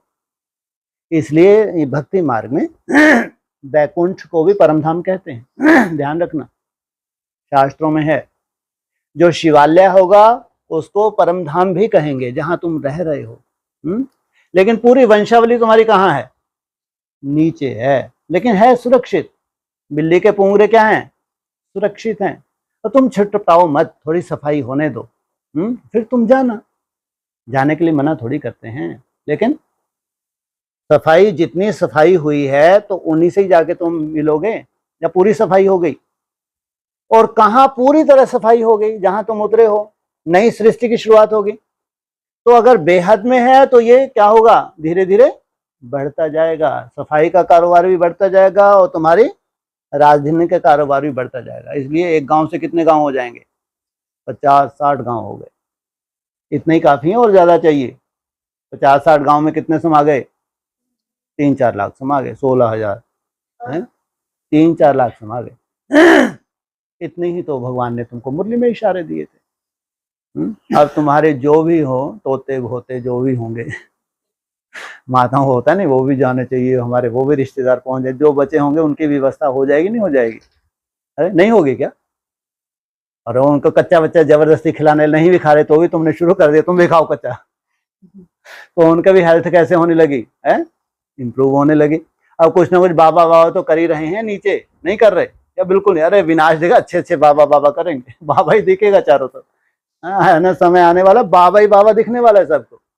तो अब जब बाबा ही बाबा दिख रहा है, बाबा ही बाबा जप रहे हैं, तो पहुंच जाएंगे नहीं पहुंच जाएंगे? है, जो बचेंगे तो बिल्कुल कहाँ पहुंच जाएंगे? वहां पहुंच जाएंगे। तो जो नीचे आश्रम में है, हाँ जी, आश्रम में ही तो बाबा बाबा कर रहे। वो आत्माएं, हाँ जी, 3-4 लाख आत्माएं धीरे धीरे ऊपर ट्रांसफर। बिल्कुल, एक साथ तो कायदा भी नहीं है। तो जो 3-4 लाख आत्माएं नीचे आश्रम में है, उनको भी नंबरवार पहुंचना है। फिर जब वो सारे ट्रांसफर हो जाएंगे, हाँ जी, 50-60, बस जो उनको सबको ट्रांसफर कर दिया, अब नीचे दुनिया है, ये दुनिया है ही नहीं, ये मान के चलो। वहां भी जो आश्रम में रह रहे थे, वो भी नरक में स्वर्ग की सौगात थी, ध्यान रखना। चारों तरफ बहुत दुर्दशा है, लेकिन ये सुरक्षित हैं आग के बीच में। जो 3-4 लाख आत्माएं हैं वो सुरक्षित हैं। चारों तरफ क्या लगी हुई है? आग लगी हुई है। इसलिए उनको कहा है, जैसे मिसाल देते हैं, बिल्ली के पुंगरे क्या रहे? सुरक्षित। लेकिन अब इनको मालूम है कि प्रैक्टिकल जो वैकुंठ है, प्रैक्टिकल जो स्वर्ग है, वो कहाँ है। और वैराग वैसे ही आ गया, जो इन आंखों से दिख रहा था वो सब भस्म हुआ, आज नहीं तो कल दिख रहा है। वैराग आएगा नहीं आएगा? वैराग आता जा रहा है, और एक निश्चित स्टेज पे जा रहे हैं तो ट्रांसफर हो रहे हैं।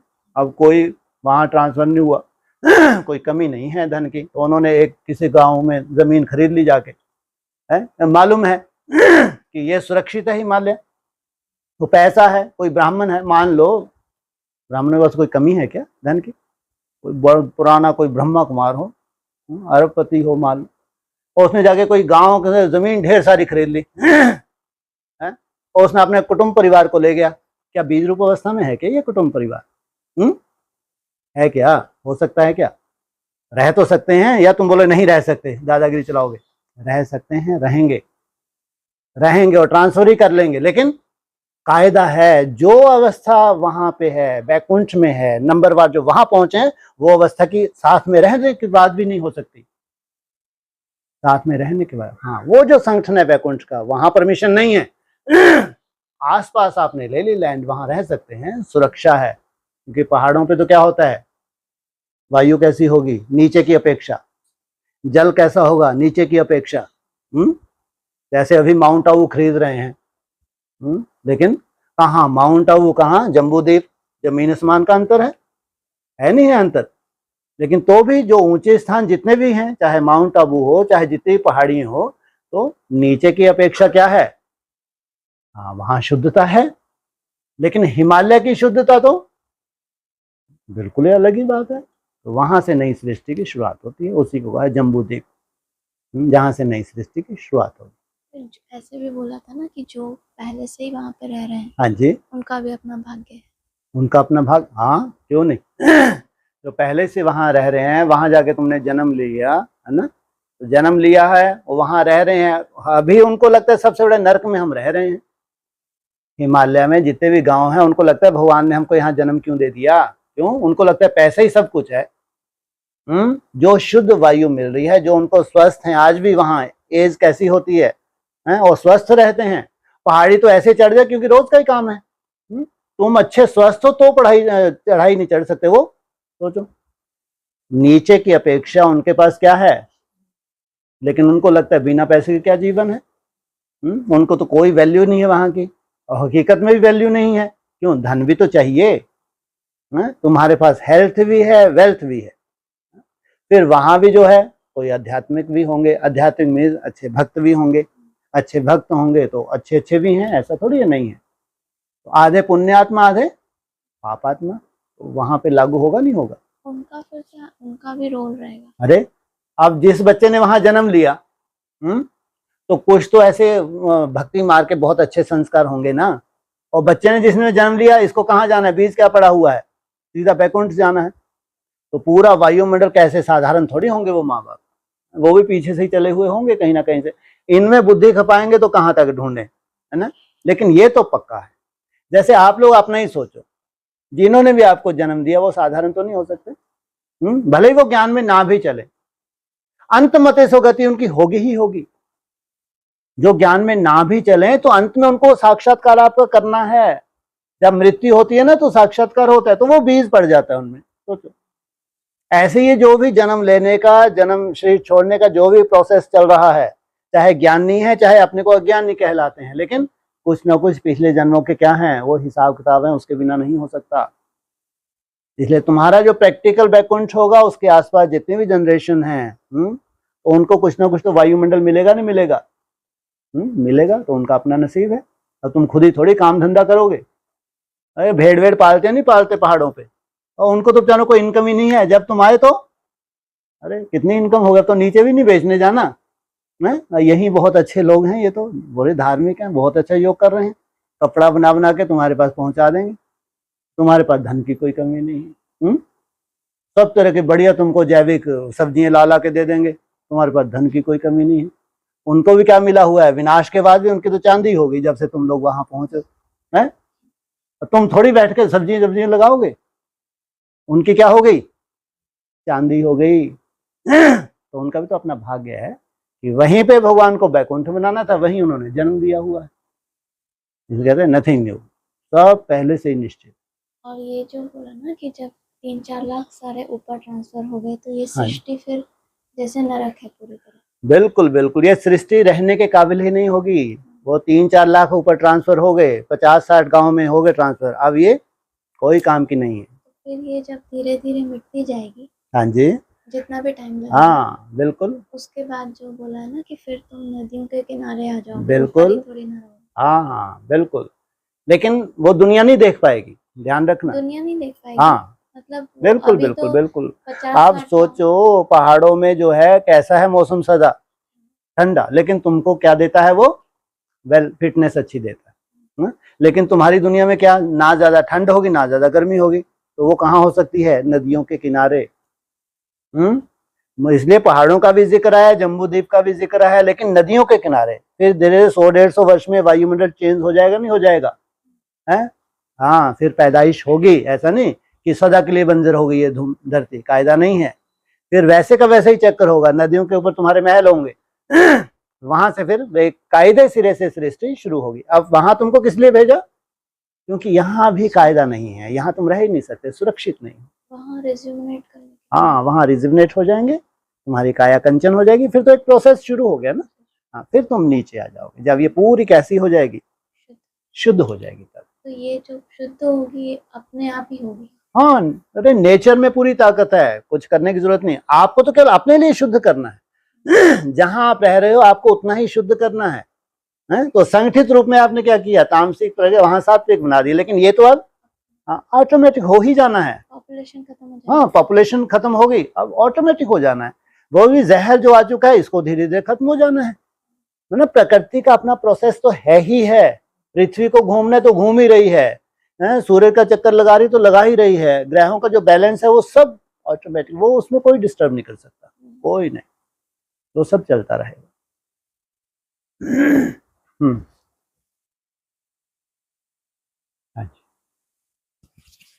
तो फिर वहाँ अभी जो आपने कहा कि नदियों के किनारे सही वाला टेम्परेचर होगा। हाँ हाँ, तब तक बर्फों में पहले रिजिवनेट कर लिए शरीर, और तुम योगी हो। जब योगी हो तो ये थोड़ी है कुछ ना कुछ पावर आ गई नहीं रह गई। अब आप ये ध्यान रखना, जो भी हिमालय में बच्चे जन्म लेते हैं, और जो जिन बच्चों ने नीचे जन्म लिया है, तो उनकी कैपेसिटी शुरू से ही कैसी है?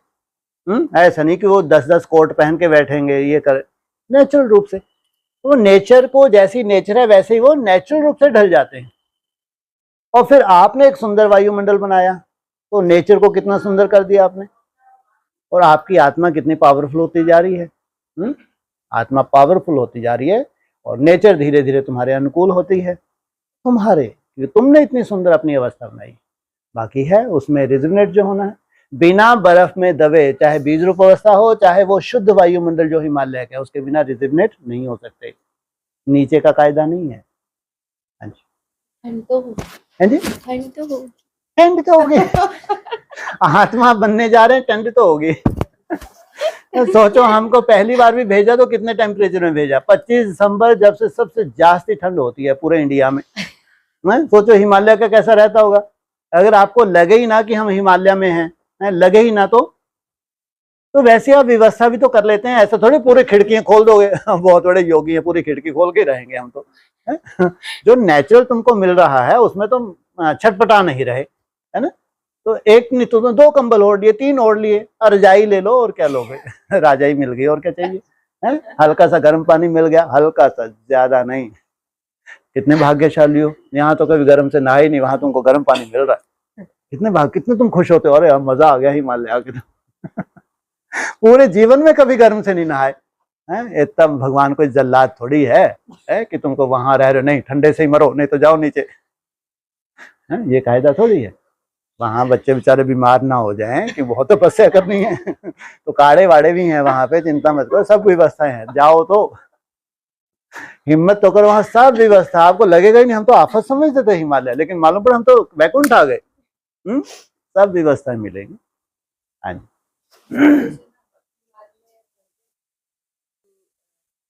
नारियल जैसे हमारे दादा पापा हैं, उनका फोटो रखा है घर में। हाँ जी। तो हमारी सासू माँ जो है वो बोलते हैं कि ये नारियल अगर मान लो खराब निकला तो उसको ये फालतू बातें, भक्ति मार मुर्दाबाद। नहीं तो पाप लग जाएगा। भक्ति मार मुर्दाबाद, भक्ति मार की तो बात निकालो ही मार, टाइम वेस्ट हो जाता है। अरे भक्ति मार मुर्दाबाद, भक्ति मार की बातें सब मुर्दाबाद, है ना। हमको भक्ति का अंश भी नहीं रखना है। जो पुरानी रीति रस्म रिवाज है उनका अंश भी नहीं होना चाहिए। ये भी एक भय होता है, भय का भूत होता है। अगर थोड़ा सा भी भय है ना तो आप प्रभावित हो जाएंगे, आपके ऊपर असर भी हो जाएगा, पक्का है।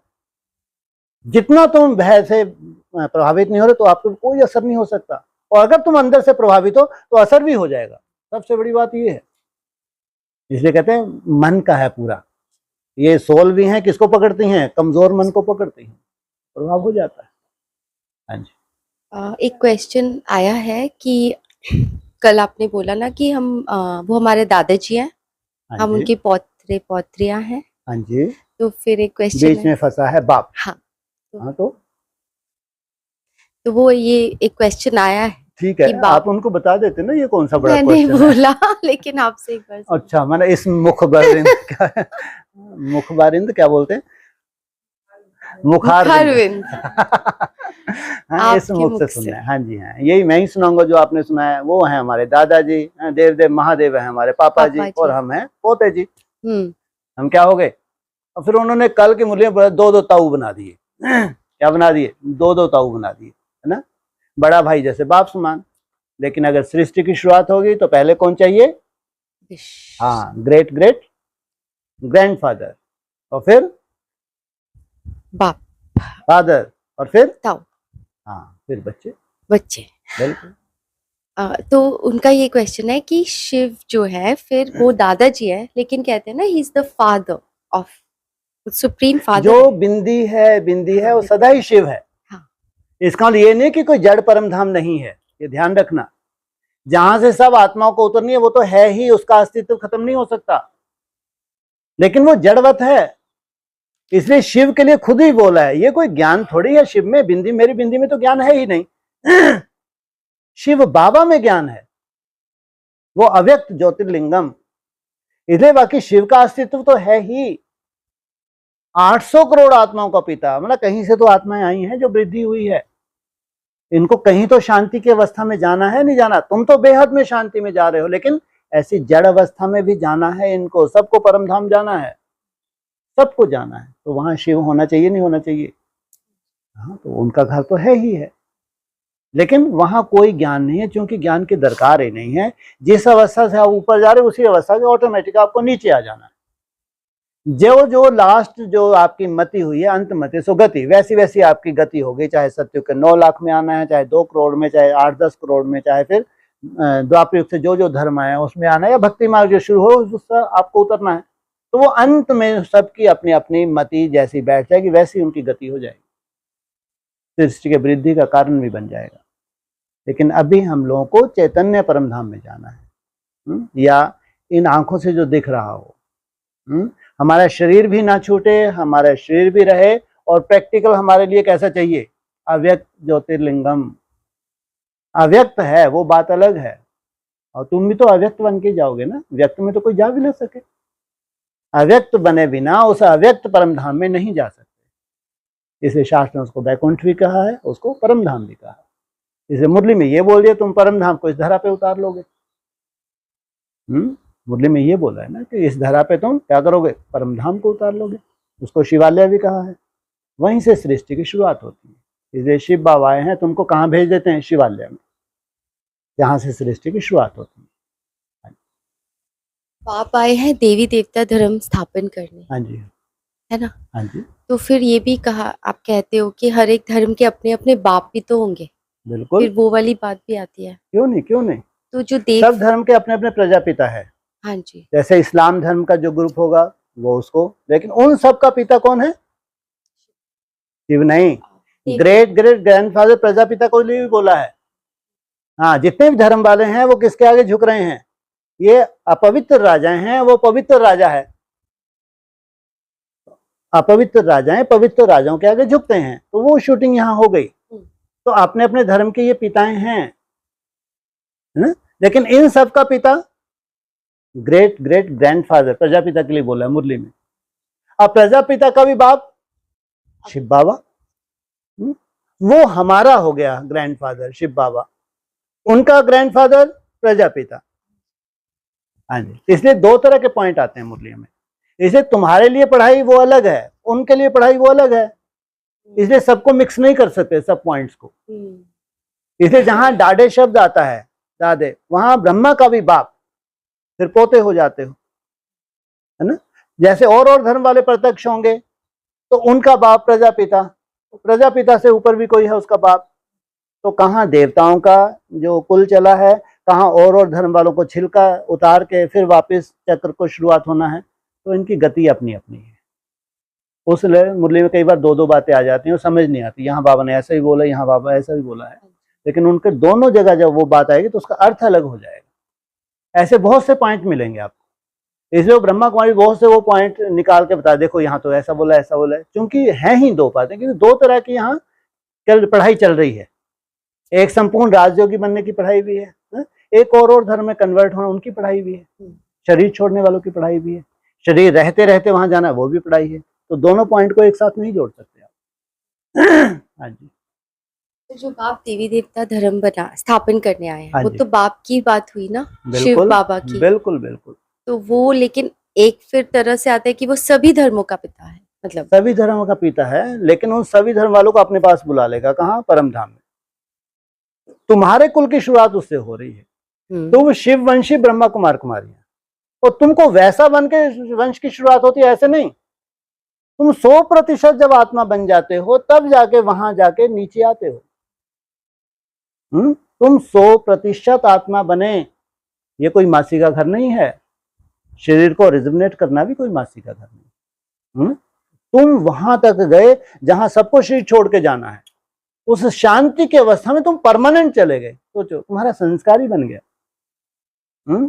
यहाँ रहते रहते तुम उस अवस्था में चले गए, ये साधारण बात थोड़ी है, बहुत बड़ी बात है। इसलिए वहीं से सृष्टि की शुरुआत होती है। इसलिए तुम्हारी गति और सदगति, वो है तुम्हारी गति की स्टेज, है ना? फिर तुम्हारी सदगति, एक छोटा सा परिवार होता है, उस परिवार के क्या है, वहां से सदगति की शुरुआत हो। वो भी परिवार कहाँ जाएगा? पहला निराकार स्टेज में जाते हैं, फिर वहां से सदगति की शुरुआत होती है। कहा कि सूर्यवंशी और चंद्रवंशी जब तक दोनों होने चाहिए तो ही देवी देवता धर्म स्थापना हाँ होता है। बिल्कुल, उसके बिना ये तो हैं ही पूरे देवता धर्म के, चंद्रवंशियों को तो छोड़ ही नहीं सकते। बाकी और धर्म के अलग हैं, 7 धर्म के, लेकिन सूर्यवंशी जब तक ये दोनों ना मिले तब तक देवता धर्म नहीं है। यहां अब ये भी देखना, ये सूर्यवंशी चंद्रवंशी कितने हैं। ऐसे तो चंद्रवंश की 2 करोड़ के बाद चंद्रवंश की शुरुआत भी हो रही है प्लॉट ड्रामा में, उनके लिए तो बात लागू ही नहीं होगी। जैसे अष्टदेव में उसमें भी चंद्रवंशी हैं, 9 लाख में है उसमें भी चंद्रवंशी हैं, अगर 8 ग्रुप हैं तो ये चंद्रवंशी की परिभाषा अलग अलग रूप से बोली हुई, एडवांस नॉलेज के हिसाब से भी सबके ऊपर एक सी लागू नहीं होगी। हाँ जी, हाँ जी,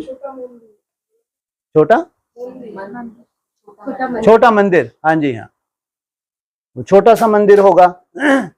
सबसे पहला मंदिर हो, तुम्हारी शुरुआत कहाँ से हो जाती है, अव्यक्त वाणी के हिसाब से। तुम ड्रिल भी करते हो, ये क्या है, तुम्हारा शरीर क्या है, ये मंदिर है। आत्मा क्या है, इसमें मूर्ति बैठी हुई है। तो ये मंदिर तुम्हारा सात्विक बन गया। ऐसे ढेर सारे मंदिर सात्विक, एक थोड़ा सा क्या हो गया, बड़ा मंदिर हो गया, लेकिन वो इतना बड़ा नहीं है।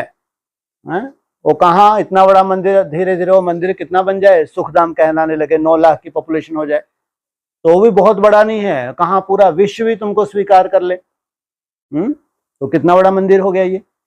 वैसे सुखधाम को भी क्या बोला है, क्या है वो, कृष्ण का मंदिर है, लेकिन कहाँ विश्व, कहाँ छोटा सा शुरुआत। इसलिए मंदिर की परिभाषा भी अलग अलग लागू होगी। हाँ जी, जहां हम रहेंगे वो क्या होगा, सुखधाम को क्या बताया, कृष्ण का जैसे कि मंदिर है। हाँ जी।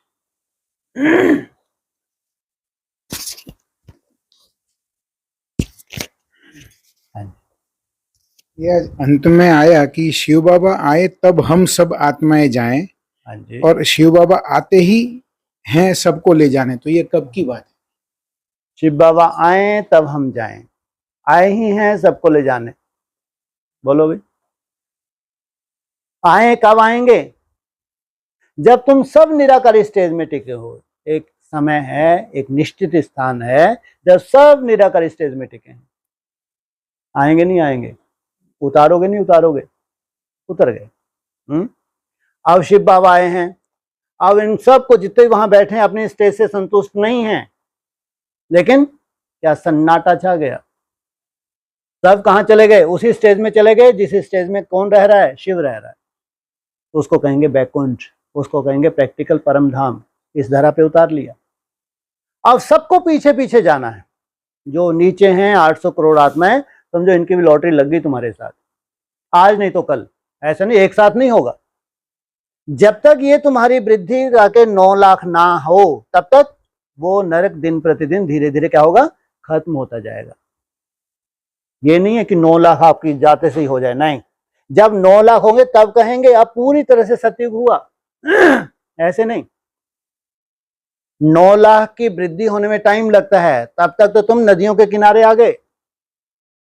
तो इसलिए कोई जमदे जामदे नहीं होगा। तो उनको भी ऐसे नहीं एकदम से वो खत्म हो जाएंगे। हाँ, बड़े से बड़ा नरक बन जाएगा ये।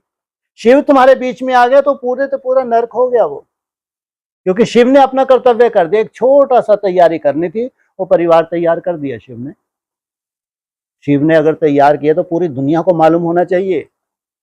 शिव की रचना और गुप्त रह जाए, हो नहीं सकता।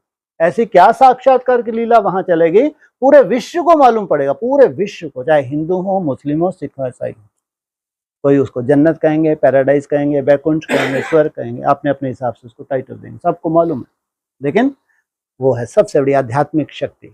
सब निराकारी स्टेज वाले हैं, किसी की ताकत नहीं उनको चैलेंज कर सके।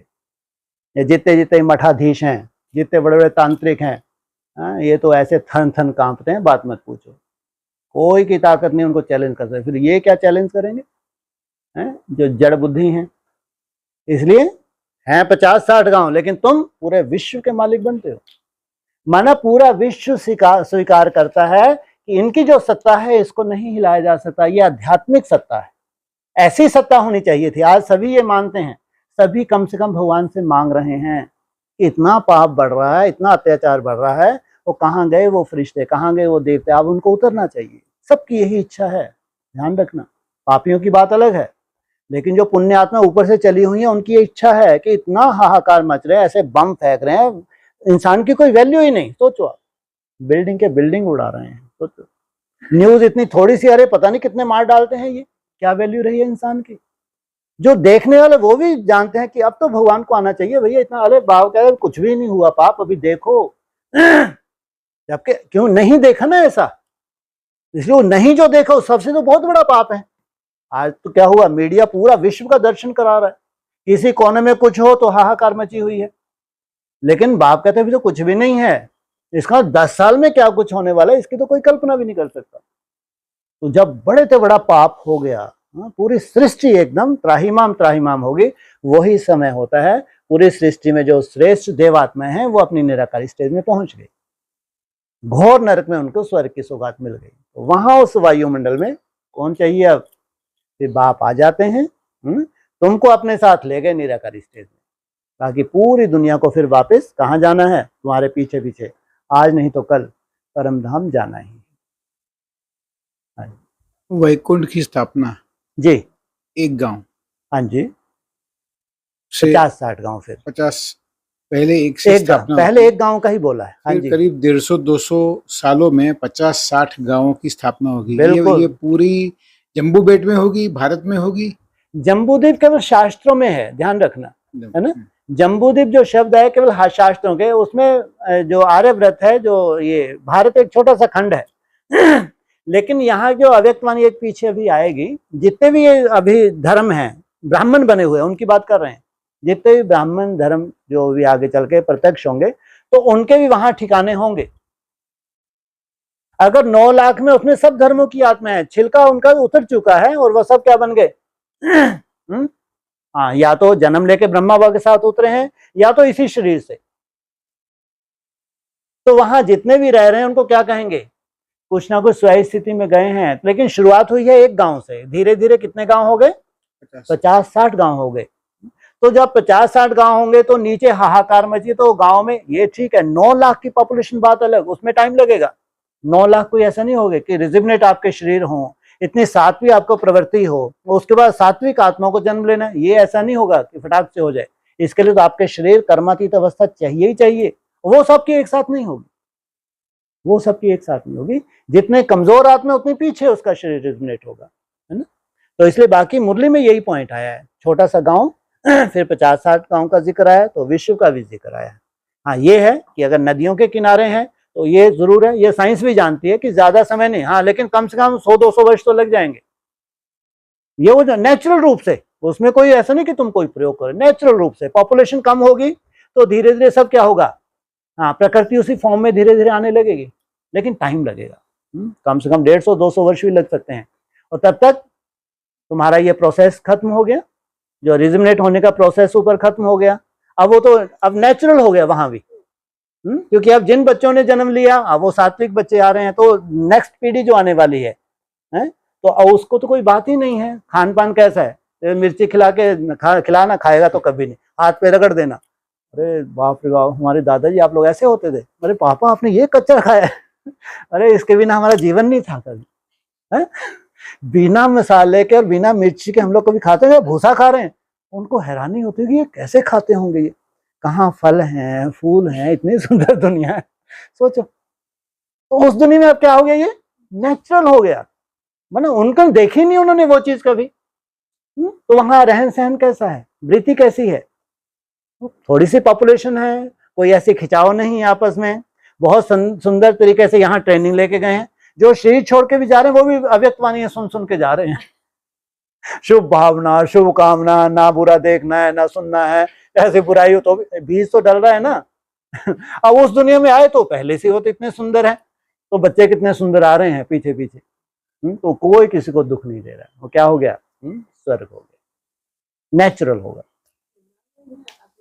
ऐसे गाँव है हाँ जी, जहाँ जो औरतें हैं वो बहुत खूबसूरत होती है और बहुत, तो ये क्या हमारी पीछे हाँ, नहीं, प्रकृति का भी अपना रोल है, ये ध्यान रखना। मोस्टली चले जाना, इतने सुंदर नाक, तीखे तीखे नाक, ऐसे लाल, हाँ, आप प्राकृतिक रूप से बुजुर्गों को भी देखना, आप आयु भी उनकी देखना, कहीं कहीं ऐसे गांव हैं जो 150 वर्ष तक आयु है, सोचो आप। और कम से कम 75-80 वर्ष तक तो जवान ही रहते हैं, सोचो आप। मतलब आज भी है, ऐसा नहीं कि नहीं है, प्राकृतिक रूप से भी है। तो उसी प्रकृति में तुम जा रहे हो दोस्तों, और तुम योगी हो। वो तो जबकि योगी नहीं है, वो योगी नहीं है, लेकिन प्रकृति की अपनी है, प्रकृति की अपनी सुंदरता है, जिससे तुम्हारे ये 5 तत्व प्रभावित होते हैं। नेचुरल ब्यूटी उसको कहेंगे उनकी, ब्यूटी पार्लर में नहीं है वो है नेचुरल ब्यूटी। वो नेचुरल ब्यूटी तुमको मिलने वाली है, सोचो आप। ये बिल्कुल है। हाँ जी, हाँ जी, हाँ बिल्कुल।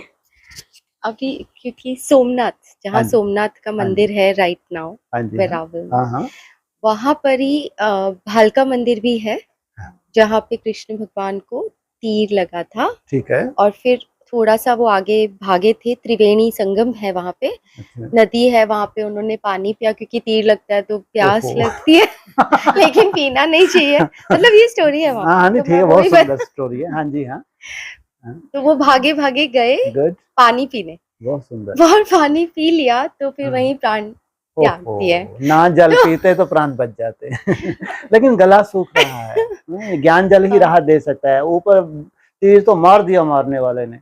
किसने तीर मारा है? बहेलिया। कौन है वो बहेलिया? राम बाप है बहेलिया। तो उसकी मुरली में कोई ऐसा पॉइंट है, वो पॉइंट बुद्धि रूपी कहाँ पाँव में घुस जाता है, ऐसा घर कर जाता है कि बस आप प्राण पखेरु उड़ने ही उड़ने हैं। फिर जब तक नहीं उड़े तब तक थोड़ा थोड़ा जल लेते रहो, गला सूख रहा है, थोड़ा थोड़ा ज्ञान जल लेते रहते हैं। लेकिन वो जो तीर घुसा है बुद्धि में, वो अविनाशी है, उससे तुम्हारे प्राण रहने ही नहीं है। शरीर छोड़ना ही छोड़ना है, स्थूल में नहीं छोड़ना। कैसा बुद्धि में ज्ञान डाला है उसने है? वो अड़भंगा पाठधारी कहो या बहेलिया कहो, कैसा है वो? तो उसने ऐसा तीर तुम्हारी पाँव में, बुद्धि रूपी पाँव में मार दिया, जो वो अविनाशी है। तुम्हारा शरीर छूटना ही छूटना है। वाओ तो वहाँ गीता मंदिर है, हाँ जी, जहाँ पे उन्होंने शरीर, वहाँ पे पाँव भी वो रखे हैं क्यों नहीं उन्होंने। रखने चाहिए भाई, भक्ति मार्ग है पाँव की तो बलिहारी है? चप्पल मतलब जो हाँ उनकी जी, हाँ कृष्ण। चप्पल, जी जी जी, ये बुद्धि रूपी पाँव की तो बलिहारी है, क्यों नहीं होने चाहिए? तो मेरा क्वेश्चन ये है हाँ जी, कि वहाँ पे ही सोमनाथ मंदिर जो सबसे ठीक है। पहला मंदिर, मतलब हाँ जी, हाँ आई डोंट नो वो हाँ, एग्जैक्टली वहाँ बना, ठीक है। लेकिन सोमनाथ का मंदिर हाँ बोला जी, कि सबसे हाँ, पहला मंदिर ठीक है। शिव का, बिल्कुल बिल्कुल। और फिर कृष्ण की भी यादगार वहीं पर। हाँ तो फिर तो इसलिए कहा सोमनाथ का मंदिर। सोमरस पिलाया किसको, ये हम जाते हैं, शास्त्रों में तो सब अगड़म वगड़म कर दिया। कृष्णचंद्र भी है, रामचंद्र भी है, ये सब चंद्र हैं। इनकी कलाएं कैसी होती है? कलाहीन भी होते हैं तो 16 कला संपूर्ण भी बनते हैं।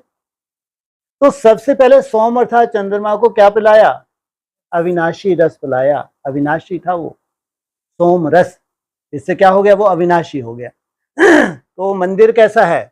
शरीर रूपी मंदिर, ये सोने का है। और उसमें क्या है? शिवलिंग। भ्रुकुटी में क्या है? तुम आत्मा बन जाते हो, बापसमान बन जाते हो। वो पहला पहला है, सबसे पहला पहला 12 ज्योतिर्लिंग में जो प्रैक्टिकल स्वरूप धारण किया। ये जो 12 ज्योतिर्लिंग है, तो ये क्या है? ये शिव का ही स्वरूप जो आत्माएं 12 धारण करती हैं, पहले पहले निराकार स्टेज में जाते हैं, उनका यादगार। तो जो मंदिर हैं तो वो है उनका कर्तव्य, या जो टाइटल मिला है शिवलिंग को वो है कर्तव्य। इसलिए पहला पहला शिव जो है ज्योतिर्लिंग वो है सोमनाथ। माना सोम ने क्या किया? हाँ, अमृत को धारण किया है शास्त्रों में है, महामृत्युंजय जाप किया, अब हमको मरना नहीं है, अमर भव का वरदान लेना है। तो वो यादगार सोमनाथ का है। तो हम जानते हैं सोम अर्थात चंद्रमा, वो मुरली में भी बोला। चंद्रमा किसको बताया है? ब्रह्मा क्या है? चंद्रमा। तुम सब लक्की सितारे हो। और बाप कौन है? ज्ञान सूर्य है बाप। मुरली में ये सब आया है। हाँ जी, तो वो प्रैक्टिकल स्वरूप बोल रहे हैं आप। प्रैक्टिकल नहीं बन रहा क्या आप लोगों का? अरे शरीर को कंचन काया बनाना, सोने का बनाना। सोना अर्थात कंचन काया, सोने की दुनिया में सब कंचन काया है वहां पे। ये सोने के बन रहे हैं शरीर, है ना? कोई भी व्याधि ना हो, इसको क्या कहेंगे? सोने का। इनको काला कब तक दिखाया? जब तक पूरा शरीर सात्विक ना बने। इसलिए तुम्हारी कर्मातीत अवस्था ये नहीं कि तुम्हारी आत्मा शुद्ध बन गई, शरीर छोड़ दे, नहीं। तुमको शरीर को भी कैसा बनाना है? कंचन काया, तब जाके पूजा होती है शरीर की। उस स्टेज में फिर देवताओं को काले नहीं दिखाएंगे। इसलिए जब 16,000 की वो दिखाई जाती है संस्कार मिलन की राज, वहां काला चित्र नहीं है, क्योंकि पूरी राजधानी स्थापन हो गई। शरीर को रिजनेट होने में भी टाइम लगता है, जम दे नहीं होता। जैसे 4 अवस्था आत्मा की है तो 4 अवस्था शरीर की भी है, तो इसको रिजनेट होने में भी टाइम लगता है। जब पूरी तरह पावन बन गया शरीर, सात्विक बन गया, तब कहेंगे ये पूरे देवता है।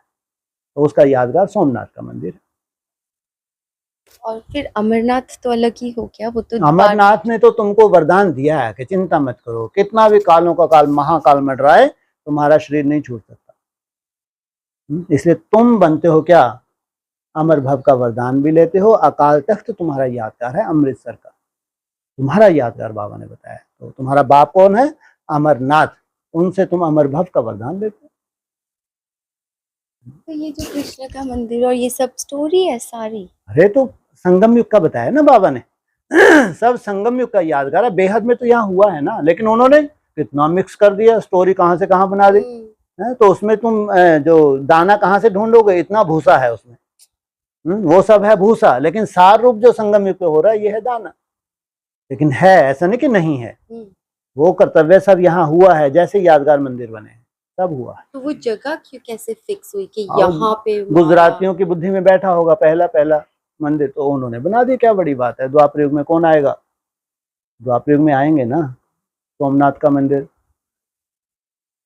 किसने बनाया राजा है, नहीं, विक्रमादित्य ने बनाया है।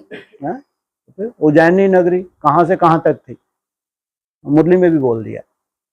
तो फिर आगे हिस्ट्री में जब रिपीट होगी तो फिर बनाएंगे। कृष्ण का भी उन्होंने किसने बनाया?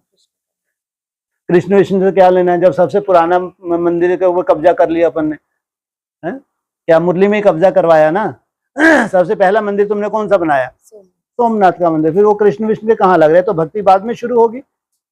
पहले तुम शिव की भक्ति करो, शुरू से ही कृष्ण की भक्ति करने लगोगे, इतने व्यभिचारी थोड़ी हो अव्यभिचारी भक्ति करते हो, शुरू से नहीं। पहले शिवलिंग की स्थापना, फिर धीरे धीरे जब कृष्ण की स्थापना, फिर लक्ष्मी नारायण की भी होगी, राम सीता, तो मंदिर भी बढ़ते जाएंगे, एक साथ नहीं होंगे। पहले शिव का ही मंदिर होगा, बाद में होगा। इसलिए द्वापर युग का जो शूटिंग होता है उसके चित्र में भी दिखाया ना, झाड़ के चित्र में, तो झाड़ के चित्र में ही है, सीढ़ी के चित्र में सॉरी। बाद में फिर जो पूजा शुरू होती है, पहले शिव की, फिर लक्ष्मी नारायण की, फिर राम सीता कृष्ण, ये सब बाद में मंदिर बने। हाँ, लेकिन द्वापर युग में ही बन गए थे। कलयुग में तो फिर भक्ति और तामसी हुई, तो फिर और मंदिरों का निर्माण, फिर तो पूजा भी और ज्यादा, तत्वों की पूजा कर रहे हैं गुरुओं को भी भगवान का रूप मान रहे हैं। जैसे इंडोनेशिया में भी महाभारत के सब यादगार, बिल्कुल, तो वो बिल्कुल। जगहें बिल्कुल बिल्कुल बिल्कुल, सब आगे चल के क्लियर होगा। क्योंकि सब मिलेगा जी, सब क्यों नहीं। अरे सब, जब जम्बू द्वीप है तो कौन है जिसको साक्षात्कार ना हो। नास्तिक से नास्तिक कोई मानना है, अहो प्रभु तेरी लीला, ये वर्डिंग नास्तिकों को भी बोलना है। रशिया सबसे बड़ा नास्तिक, उसके मुख से भी निकलेगा अहो प्रभु तेरी लीला। ऐसा वंडरफुल खेल है ऊपर वाले का, सब होगा, सब कुछ देखेंगे, चिंता मत करो। बहुत बड़ा खेल है, इसलिए 10-15 सेकंड भी लगे रहो बेटा, थको मत। हाँ, तुम्हारे लक्ष्य बहुत बड़े हैं, छोटे नहीं है, बहुत बड़े लक्ष्य हैं, यहाँ थकना नहीं है। इसलिए पढ़ाई है, प्रैक्टिकल पढ़ाई अपना स्वरूप धारण करेगी। ठीक है, हाँ जी, ओम शांति।